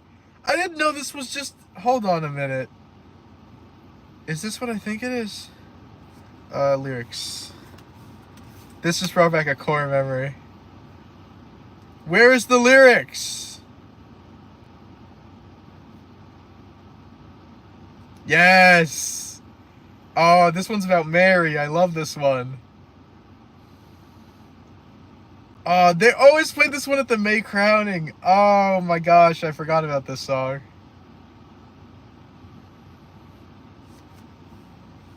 It's called Bring Flowers of the Fairest, or also called Queen of May. I remember this one. Yes. And then there's like a class full of second graders trying to sing it. Is actually really funny. Sorry. I was there once trying to do that, so I can't really laugh at it. But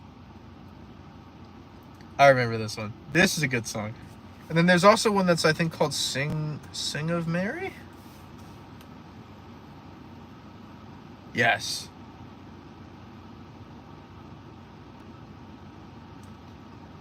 Sing of Mary, pure and lowly. This is just not the lyrics I remember. Yeah, this is it. Sing of Mary, pure and lowly, Virgin Mother undefiled. Yeah, I remember this one. Childhood memories of when we did the May crowning at Catholic school every year. It's a good song. I'm trying to think of like other songs. Hold up. What is Battle Hymn of the Republic?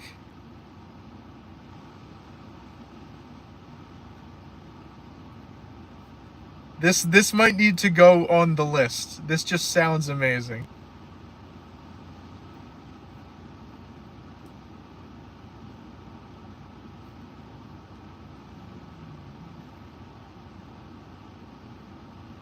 Apparently it was a Civil War song. That's not a Catholic hymn.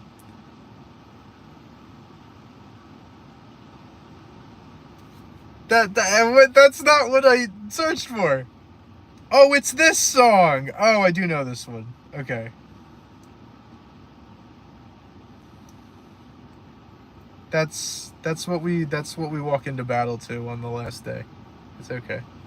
Salve Regina, that's one I know. Be Not Afraid is a great song.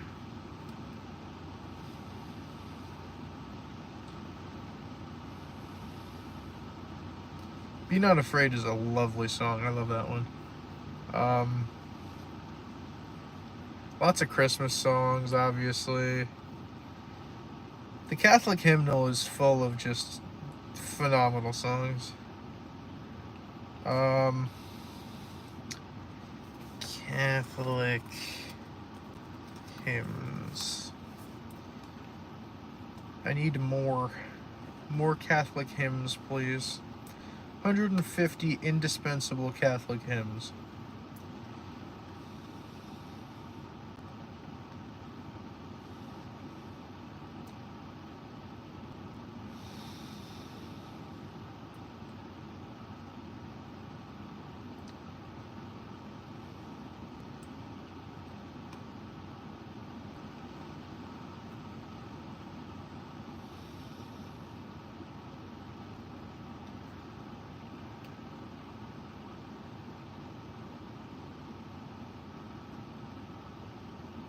I Know That My Redeemer Lives is another good one. That's another good song.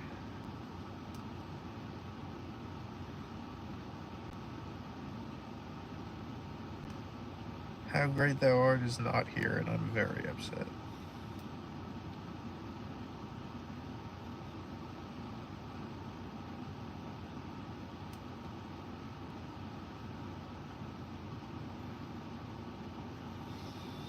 Oh, God Beyond All Praising, I know that one.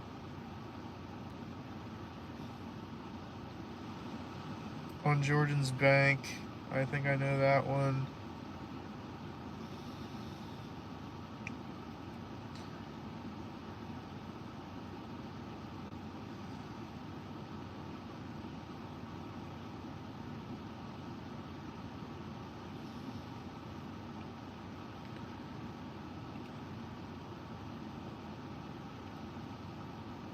Yeah, there's a lot of really good ones.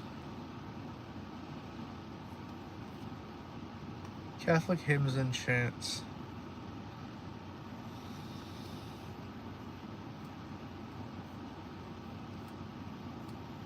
Hail Holy Queen.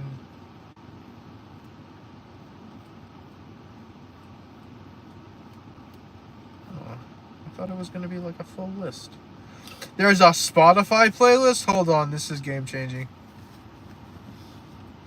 Here I Am to Worship is a great song. Hold on. This might be a W. Here I Am to Worship is a great song. Is this the Prayer of St. Francis? Hold on. Hold on. This is one of genuinely the best. This is genuinely, hold on. This is genuinely one of the best songs that exists, just period. It's the Prayer of St. Francis made into a song. And it is genuinely just one of the most beautiful songs ever. It is phenomenal.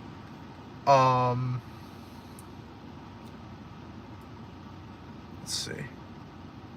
I'm pretty sure we sang Awesome God at some point as the children. I need more Catholic hymns, please. Should we make a list of... I'm totally down to make a list and give it to worship team. Absolutely.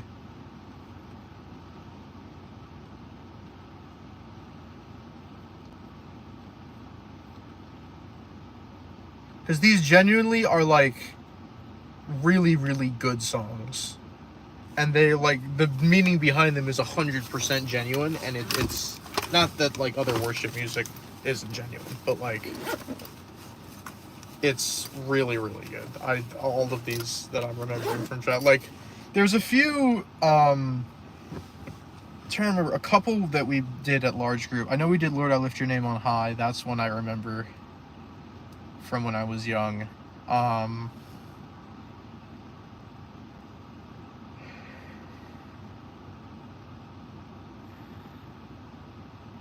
Shout to the Lord is another one that I remember from when I was young. I'm sure we probably did. Oh, you know, another one. Amazing God. That's not one that... That wasn't one I remember from church. That was... There was a CD. My mom got my brother a CD with some worship music on it to help him sleep. I had a CD that was like a bunch of like... I don't even remember what genre of music it was. It was like... Y'all ever have like the Baby Einstein, Baby... What other ones were there? Was Baby Einstein, Baby Galileo. There was like a whole series of like... There's a whole series of like somewhat educational, like, it's hard to describe. There was like puppets, but there was also like pictures and stuff. They all like had themes of like space or like other things. And then there was also one for like musicians like Bach. And I had a CD of like, it's hard to describe exactly what it was. It was like classical, like, essentially classical music, but like redone.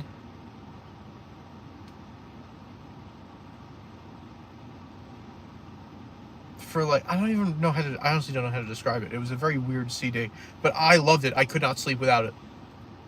Like, I would genuinely feel dread whenever like it ended and I would like have to restart it. I was a extremely autistic child, but eventually I got my brother's worship CD. I don't remember when it happened, but was the first song on the worship CD was Amazing God. And then eventually I also heard it at VBS. Because for some reason my parents decided to send us to VBS. I don't know why they did that. I mean, I do, because like all we did during the summer was sit around and play video games all day. We literally did nothing else. We just like played Wii like that's all we did is we just used our Wii like 24/7, or like eventually we had DS's or like Kindles, and we just played those all the time. And my parents wanted us to like actually do something, so they either gave us physical exercise to do, or they sent us to like vacation Bible school, or they sent my brother to summer camp a couple years, and that did not go particularly well. But no, we did go to vacation Bible school at least 1 or 2 years. And they did do Amazing God. They did a few others too. Oh, what was that one song? It was like called You Can Trust God or something. It was really cringy. There were a bunch of cringy hand motions with it. But no, Amazing God is a good song. And I know we did that at large group at one point. Probably don't do anything from VeggieTales. And is from VeggieTales and is therefore Christian by default. That is fair. Although, what about the one where Larry like is simping for a manatee? Does that one also fall under Christian music?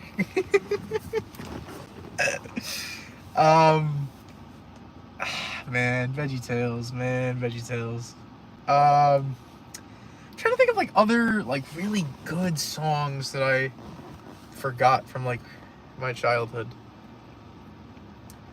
A lot of them were cringy, and we would like clap at the end of Mass. It was friggin' like, because none of us realized exactly what Mass was at that point in our lives.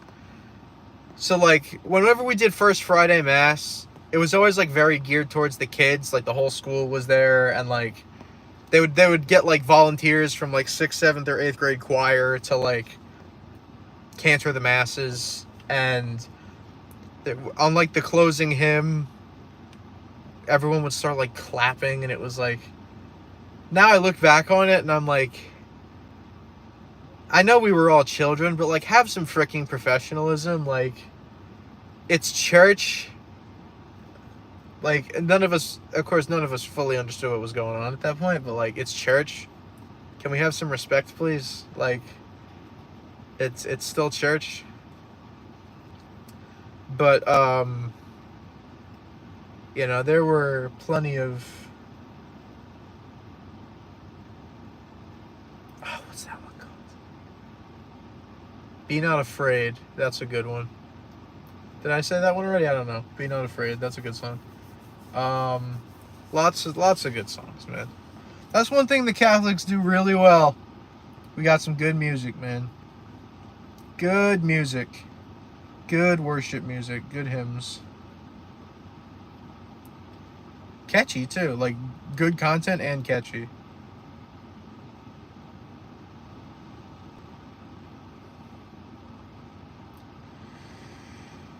All right, chat. It's 12:30 already. When did that happen? I went on a freaking tangent about Catholic hymns, and here we are. All right. I think I'm gonna sign off for the, I guess, morning now. But I appreciate you guys sticking around and watching. Thank you for your support. I will see what I can do this week in terms of streaming. I'm not 100% sure what it's going to look like. I do have quite a bit due over the next couple of weeks. It's the last 2 weeks of the semester, so I got a lot going on. But I will try my best to get some streams out in and among that. And then I'll try to take full advantage of the time I'm home as well to get some gaming stuff out. But regardless, I appreciate you guys hanging out. Thank you again to, I'm forgetting the name. I'm so sorry. Logan. Thank you to Logan for the donation. I really appreciate it. That's very kind. But I hope you all have a great night. Sleep well. And always remember, Jesus loves you.